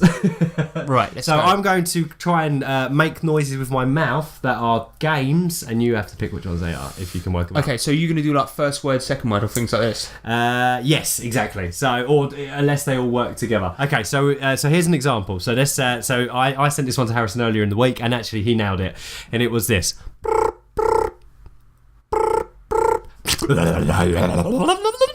And that was, of course, Call of Cthulhu. So that gives you an idea of the level of absolute rubbish we're dealing with here. Exactly. So, Okay, ready? You ready for this one? I'm ready. I'm Okay. pumped. Go. One word. First word.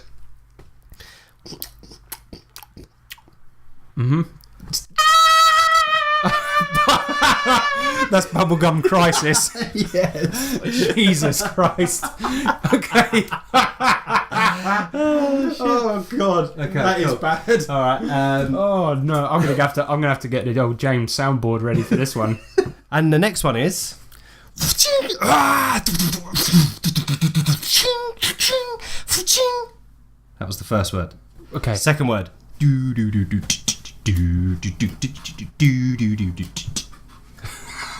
What? What? Okay, wait. So the second song was So the first, MC Hammer. and the first was. Warhammer. Yes. Warhammer. Nice. Yes. Okay, and the next one is. Yep. One word. First word. Well, this is the same one. This is Bubblegum Shoe, man. That's too easy. Too easy, right? Too easy. Okay, yeah, and the next one is. 3 words. Yep. First First word. word. What? Okay. Second word. No. What?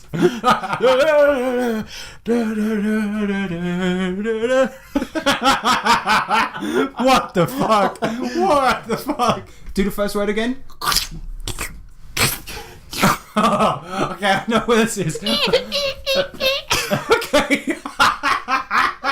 I know what this is. Go on.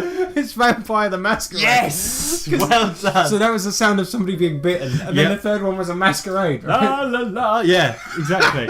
Someone masquerading Oh, around. you should see the dancing action that Nick Oh, we was should have doing. videoed this one. Oh, right, dear. and one more. Let me find one more. Yes. He liked it. Okay, right. And the last one is...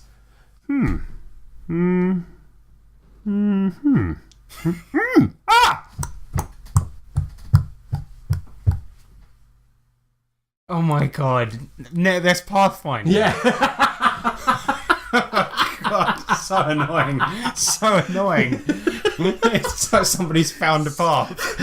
Oh, So bad. that is good. Well done. Done really well. Okay, so I got all of them. That's pretty good. That was a good one. Oh dear. Brilliant. You should be able to get some sound effects out of that. Well, let's see what James thinks of that anyway. James, what's your opinion on that? No. Oh. Okay. Oh, You sure? Yes. Oh, what? Fine. credit card? You got it. Oh, now it's a mate. chamber of challenges. Thanks, guys. Who am I thanking? In a land far beyond your imagining, adventure waits. And down beneath you will find things that you never dreamed of seeing. Goblins, orcs, treasures, mountains of gold. Will you be brave enough to delve deep and beat the final boss of the dungeon? This is Adventure Calls, available for $49.99.99. Available at all good retailers. Yo, so this is Adventure Calls, and we know that doing prank calls are for pathetic children. Silly people. But luckily, you've got two of those people here now. And so we're going to do 2 prank calls now for you now. Yep. Yes. And we've got 2 very special ones, because what I did is I pretended to be a rapping wizard, and I, first of all, called the BBC Radio London. BBC London. Hello, yes, BBC. I believe I will be taking the job. Sorry? I will be taking the job. I can't understand what you're saying. It's not very clear. Sorry, it's just I'm an entertainer, and I believe that you require entertainers at the BBC, and I will be taking a job at the BBC. Okie doke. I'm both a wizard and a rapper. Fine. So let me lay down some tasty licks for you. Oh, no, thank you. No, wait! I'm the best wizard this planet's ever seen. Learned every fucking spell at level 17. I've got a Okay, staff, no need for a... Sorry? In the middle of a live radio program at the moment, so I can't really take a call on this. Okay. But thank you very much. To all the people out there, I just want to say, believe in yourself. Don't let people put you down. If you want to be a wizard, be a wizard. Okay, All right. Lovely. Thank you. Bye-bye. And that's that one. And second of all, I then called up Channel 4 trying to be a programme about a wizard. Rapper. Good afternoon, this is Channel 4 for your inquiries. How can I help you? Hello, yes. Hi. You are an entertainment network, are you not? Yes. Well, prepare to be entertained, madam, because I am both a wizard and a rapper, and I believe that sorry, a lot of sputum. I believe that I will be entertaining your fans for years to come, so listen to my raps. Tasty licks I shall be laying down. Okay? Sir, Are you ready? well, sir, I'm not really sure how I Lube can up. assist you. You know, if you're interested in taking part in a program, there's information available on the Channel 4 website. No, I wish about not our to take program. part in a program. I wish to be a program. Oh, right, okay. Well, in that case, we would suggest contacting independent production companies. We don't actually make the programs ourselves, but if you contact What? there's a website, PACT, Shit! P-A-C-T, they list independent production companies, and then you can share your idea with them and get it developed further, maybe, Well, could I just do one rap act to you now? if you would like to. Okay. I'm the best wizard this planet's ever seen. Learned every fucking spell at level 17. I've got a staff, no need for a sword. Flick of the wrist, I kill a goblin horde. My motherfucking spells are the motherfucking shizzle. Prismatic spray, never use magic missile. Only ever conjure the coolest kind of shit, like a sexy woman with really big IQ. See what I did there? Show some respect, I'm the king of the wizards. Punch you in the nut, crushing hand to your gizzards. I wear a cool robe just like Eddie Izzard. If you have a problem, you'll be a fucking lizard. You better make sure that I'm never fucking triggered. And so on. What did you think? That's lovely. Thank you very much. Is it your sort of jam? I guess so. I've never heard it before, but I... Well, no, because it's original. I wrote it. So when do you finish work, Debbie? Sorry? When do you finish work, Debbie? I'd like to take you for a pint of... Until 9 p.m. Well, would you like to go for a pint of Grimble with a wizard? I wouldn't be able to do that, sir. What? Hello? No, why? Have I not wooed you significantly? Unfortunately not, sir. You heartless wench. You've broken this wizard's heart. Is there anything else I can do for you today? Apart from break my heart. Oh, I'm sorry. Well, goodbye. Feel free to contact that website that I mentioned earlier, and hopefully they can help you. Okay. Okay. Have a good day. Good night. And that's that one. Good one. Yeah, Thank you very much, James. Nice one, James. So yeah, that was. It's hard being a rapping wizard, isn't it, Nick? It really is, mate. It's tough life out there. So yeah, believe in yourself. That's the message of this show. That means that I hope that we've educated people. No, we haven't. No, never. Never. It's never going to happen. Never going to happen. We tried. We tried, but it's not. It ain't going to happen. Never mind. It ain't going to happen. Right. Get out of here. In the future, you will be able to send a letter from anywhere on the planet. This is the future. This is the Electro Letter. So this is Electro Letters, where we read out your mail from the internet. And this week we asked you to send in your angry memories. You make me so mad. Yeah, vent it out. Come on, children. It's time to get those. Use us as a release. Exactly, because you can't keep it all bottled up. What was the things in your RPGs that made you the most furious? What was those things that you bottled up all these years that you just needed to get out there because it made you RPG mad? RPG mad. Okay, your first one comes in from the big Richard Woolcock, and he says, how about splat books that are filled with stereotypes and caricatures, like the World of Darkness Gypsies book, or geographical guidebooks written by somebody who clearly hadn't done any research? You could find posts from people ranting about those. Savage Worlds has the ultimate character guide, which suggests giving atheists a -4 charisma and delusional as a major hindrance. I didn't know that. Wow. Well done, Savage Worlds. Delusional because you're an atheist. Do you think? I take that as an insult. Yeah. Do you think maybe the person who wrote that might have been a big old religious Bible butt basher? Possibly. Although what you've just said there is offensive. Oh yeah. Sorry, you have to cut that out. No, it's alright. I won't. No, but I mean, so because I'm an atheist, I get a -4 charisma. That's pretty funny though. How does that work out? Well, I guess no, because you know that I think maybe the person that wrote that was one of those guys that was one of those Christians that's praise the Lord. Yeah, an evangelical. Because if anything, those guys they get like plus a million. 1,000 charisma. Yeah. Exactly. saw with the Bible. You are healed, motherfucker. This house is clean. So, yeah. Oh dear. No, that is pretty bad though. Delusional. I mean, yeah, and I know what he says about the old stereotypes. I mean, the thing is, people. For years, I've been saying that all dwarves are alcoholics, and they're not, because I've met one. I used to work with a guy who was I don't know what they like to be called, a little person. Oh no, this is awful. But the point is that Charlie, if you're listening, you're a great guy. You're a great guy, man. And he wasn't into his booze. So the point is, it's wrong. And they don't all live in mines. Right. And they don't all have beards. Right. Right. So write this down. Leave it out. Leave it out, mate. Brilliant. Yeah, and we've got one in from an anonymous listener. Ooh, and Anon says, I was playing a game of cyberspace in my early teens, and the GM said my character had been drugged and wanted to rape some random NPC. Oh, nice. Wow. I refused, he insisted that I had no choice, and the game stopped while I got into a big argument about it. Eventually, I described my character pulling out his gun and shooting himself in the foot. The NPC was terrified and ran away, and my character couldn't catch her with one foot blown off. The GM took away some of my XP for bad role playing. I told him I didn't care, and we never mentioned the incident again. Wow, that's weird. That GM, man, that was a big old mistake there. I mean, what? You can't take people's XP away, can you? He was trying to get somebody Get rapey. I don't want to. He was trying to forcibly get a character to rape another character. That's weird. What the fuck, mate? That is mental. That is mental. Yeah, that is really weird. When I heard this from Anon, I was honestly just like, this person sounds like a nutter. Yeah. A grade A nutter. I wonder if he escalated from there. Yeah, I know. I really hope not. I mean, was he playing with Byron Hall, the writer of Fatal? I mean, now you got Raper for real. yeah. Oh my god. Jeez, he's crazy. Wow, thanks, Anon.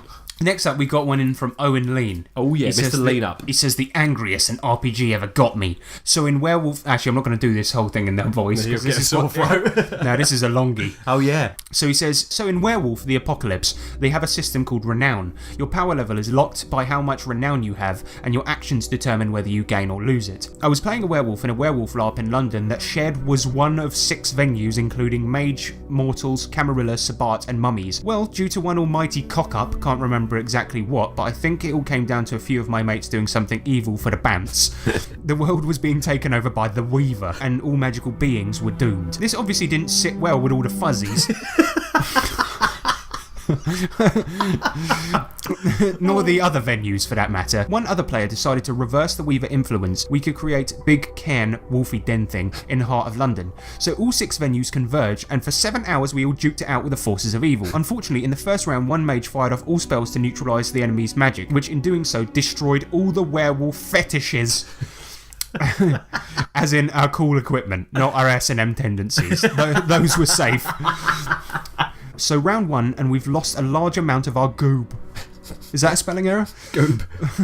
Not the goob! You took all that goob, you bastard! Yeah, not the goob! The next 7 hours were a meat grinder. Oh, wave after wave of crazy bad guys, us all playing multiple characters. Several characters died, emotions were high, the stakes were apocalyptic. Ooh. Then we got to the end, the final scissor paper stone challenge to create the cairn, and the caster failed. So we aren't letting that happen. So the rest of us who could threw all our luck related goob at them. Some of which, what is goob? Some of which meant we had to sacrifice large amounts of XP and ting. Then they succeeded. The cairn begins to form, a greater totem spirit is summoned, and then, just as it appears, a massive building erupts from the floor, destroying the cairn and tearing the totem apart. Oh dear. As spiritual blood rained down upon a sorted world of darkness supernaturals, one guy did some magic thing to find out what happened. Turns out that one of the players, who was secretly an exalted, apparently cast some random spell a few rounds back, which it transformed the ritual and turned into something called a manse. Good news was that apparently this was enough to save the world. Bad news was that because of the dead fetishes, and even dead a totem, every werewolf present lost a shit ton of renown, and all lost permanent rank. This was the 5th time in recent memory that overall we'd find good, but the werewolf goddess Gaia had curb stomped us for not living up to her impossible standards. It was at this point my character came to the conclusion that Gaia was completely batshit crazy, suicidally depressed, and wanted to lose.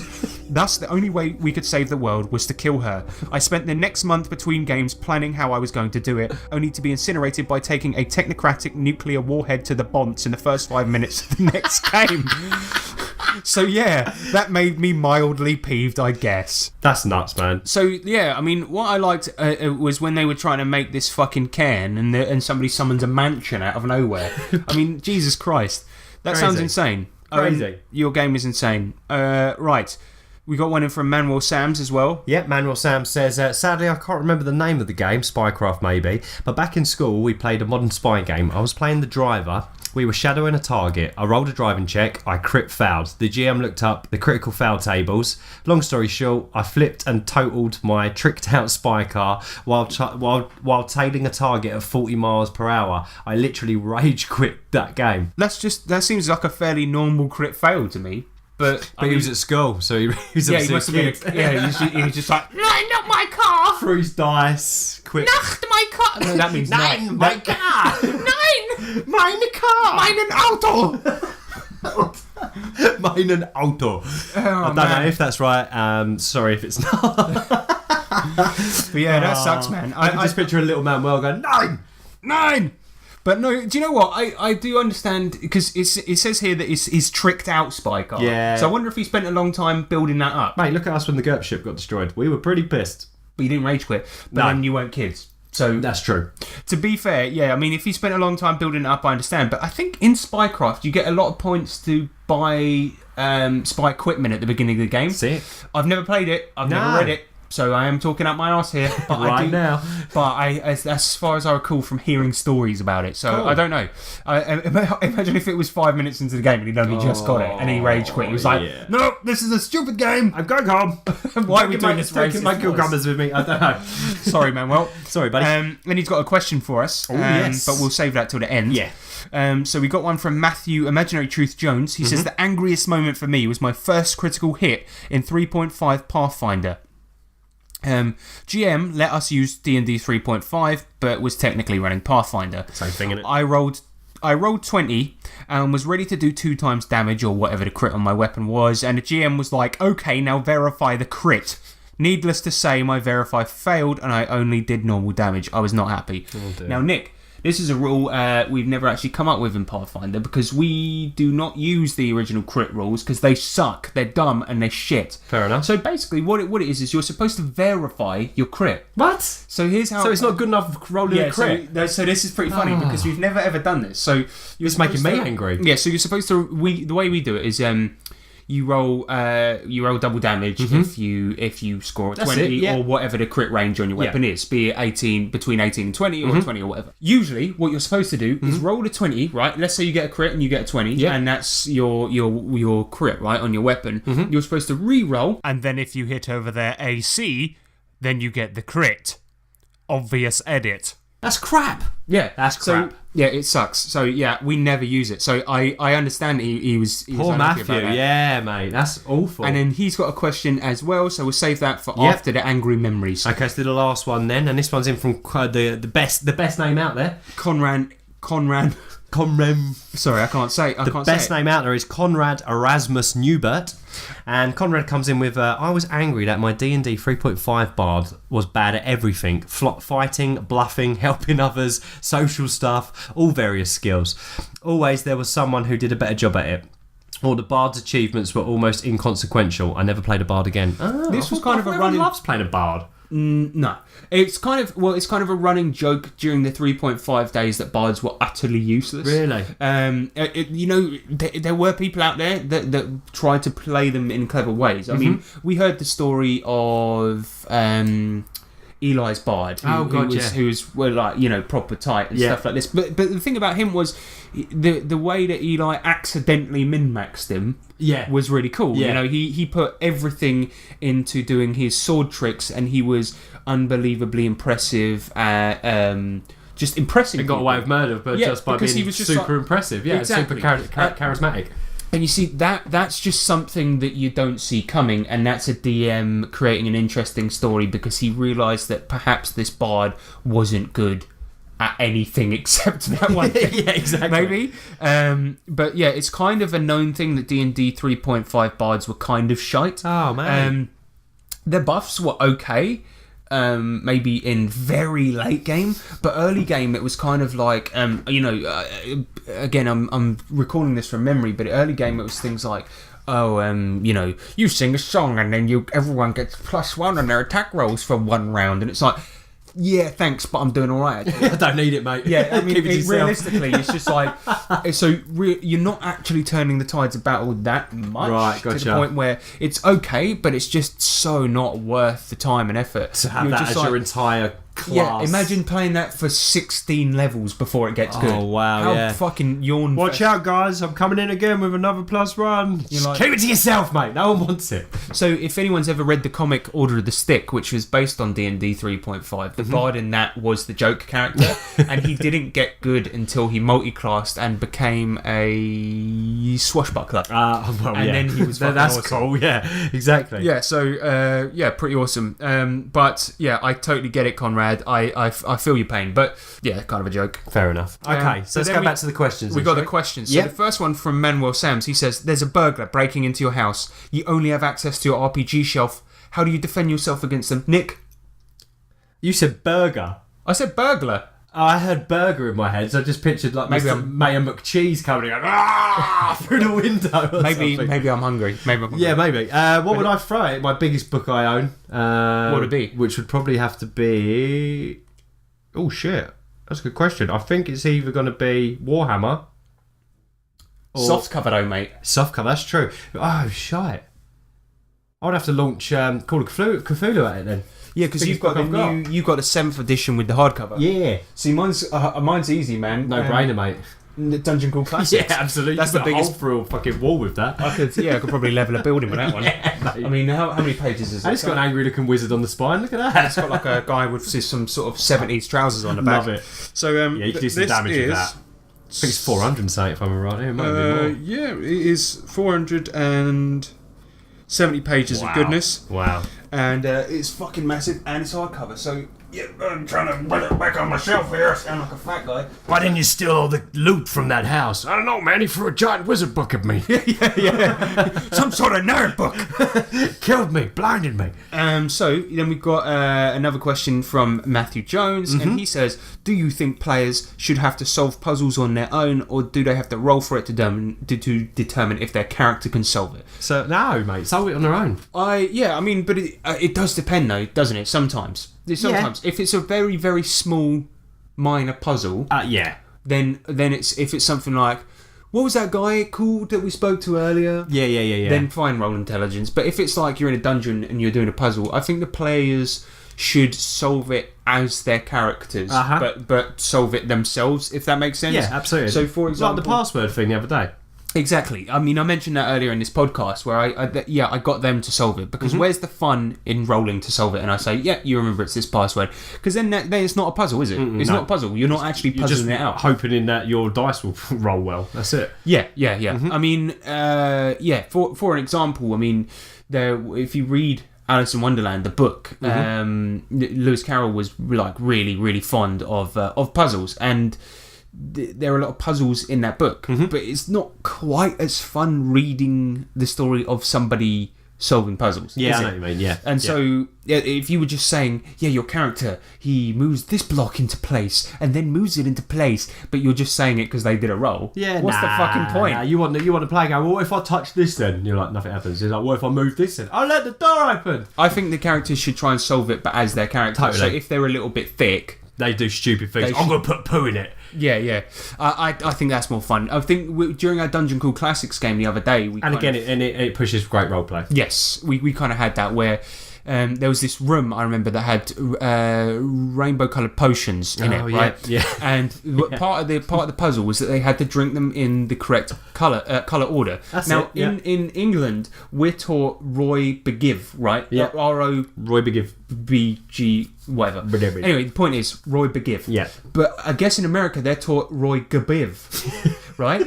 So this was the big sticking point of the puzzle, remember? Because they got it pretty much straight up, but they were trying to put them in the order, just place the potions in the order, when actually you had to drink them in the right order. If you didn't, bad things happened to you. Yes, if you didn't, weird shit would happen to you, like you'd grow 8 feet tall, but your actual body mass wouldn't be able to support you. Like you just crinkle over like a big thing of paper. But then the characters were just doing shit all sorts of crap. See, Sean's character was really smart. Yeah. So his character didn't do anything. He just sat back and let all the dumb ones do all their dumb shit. And then when he'd come up with a solution, he just stood forward and confidently did a solution. Time, didn't he? Yeah. Now the solution was to drink them all in the correct order, or at least ingest them all in the correct order. So, but the book didn't say anything about drinking them all at the same time. In actuality, you realistically would have kind of drunk them all in the right order, because that kind of makes sense. So he waited for everyone to do all their dumb shit, and then he just drank them all at the same time. Puzzle solved. Done. Yeah. But brilliant. that was cool because he role played it like his character. He stood back, waited for an opportunity, and he did it. But normally, if it was Sean doing it, he would have just barged in and tried a bunch of shit. Yeah. But he wasn't, because it was his character. He was playing true to his character. Exactly. Yes. So I think the way that I would do it is get the players to solve it, but I think I would get them to try to encourage them to solve it in character. As in character, exactly. Don't talk about what they think will happen out of character, because it's like a tech talk, isn't it? But like you said, this is really happening. This is right now. You're doing this right now, especially if it's time sensitive. Yes. So you can't pause the game and have a quick chat about it. It's like what would they just stand? Your characters just stand there and go quiet while you have an out-game chat. Yeah, totally. So no, yeah, totally agree with you, mate. Very good question, mate. Thank you very much. That's it for the letters this week. Mate. Thank you very much for sending them all in. Yes, very good. And I really liked your angry stories. No, actually, we did have one more, but I don't know what it meant. That's the trouble.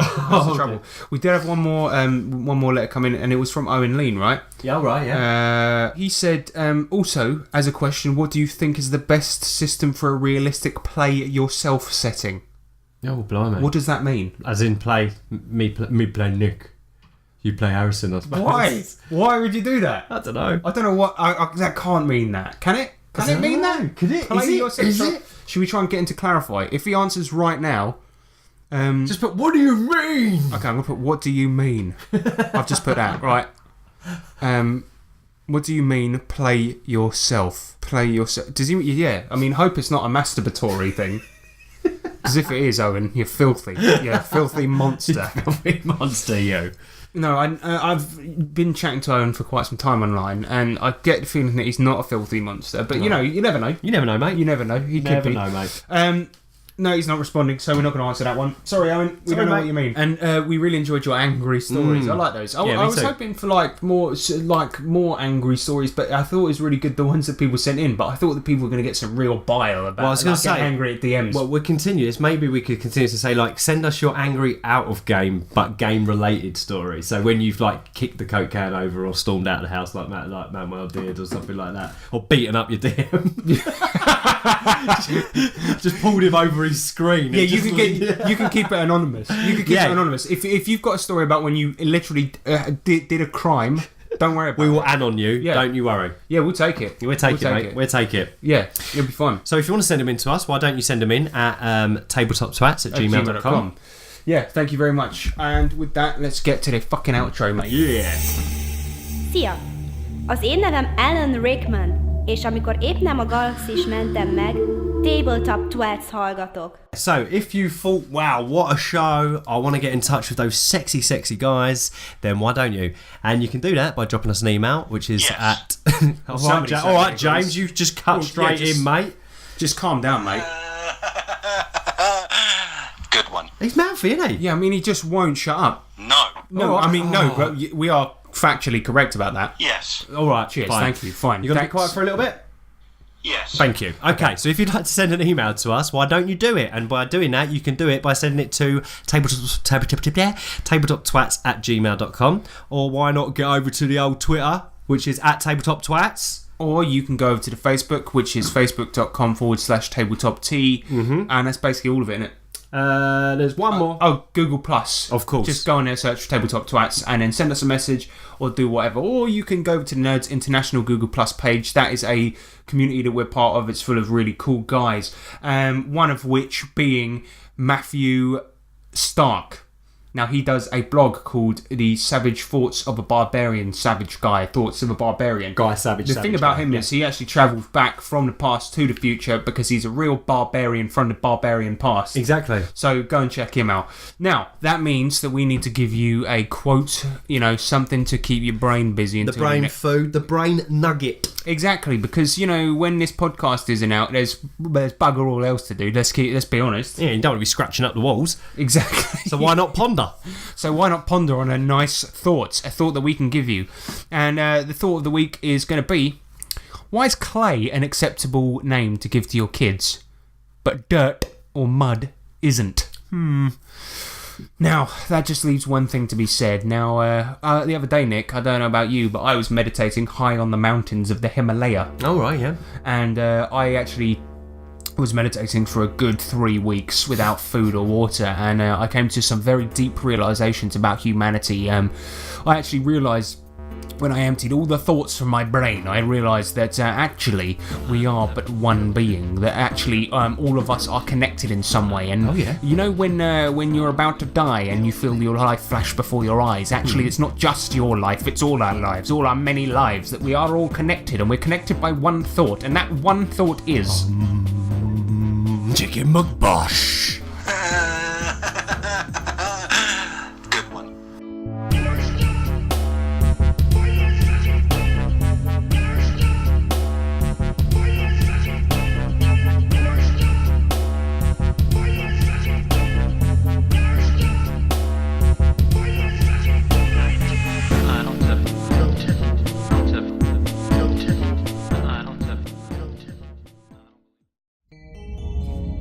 Donahue. We're now approaching the Perlac space station. Thanks very much, computer. Bring her down around the market area. I want to do a bit of shopping. Understood, Captain. Initiating the landing process.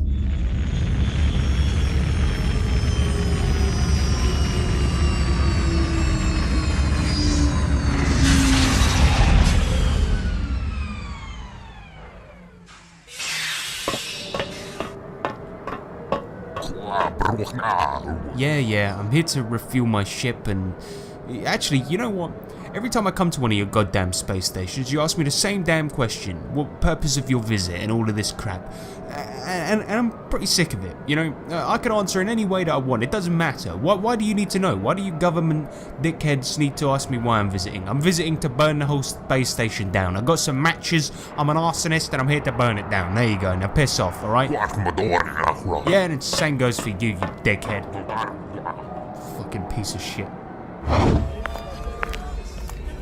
Hey, you want to buy space fruit? No thanks, I'm Excuse right. me, we have books. Low price books. Low price, you want to buy books? No, I'm fine, thanks. I'm fine. You want to buy movie chips? Movie chips? Yes, we have many movie chips. I'm listening. What you got? We have Space Texas Chainsaw Space Massacre. Nah, seen it. We have Timeline 2817. Good fucking Christ, no. Alright, calm down. It's only movie.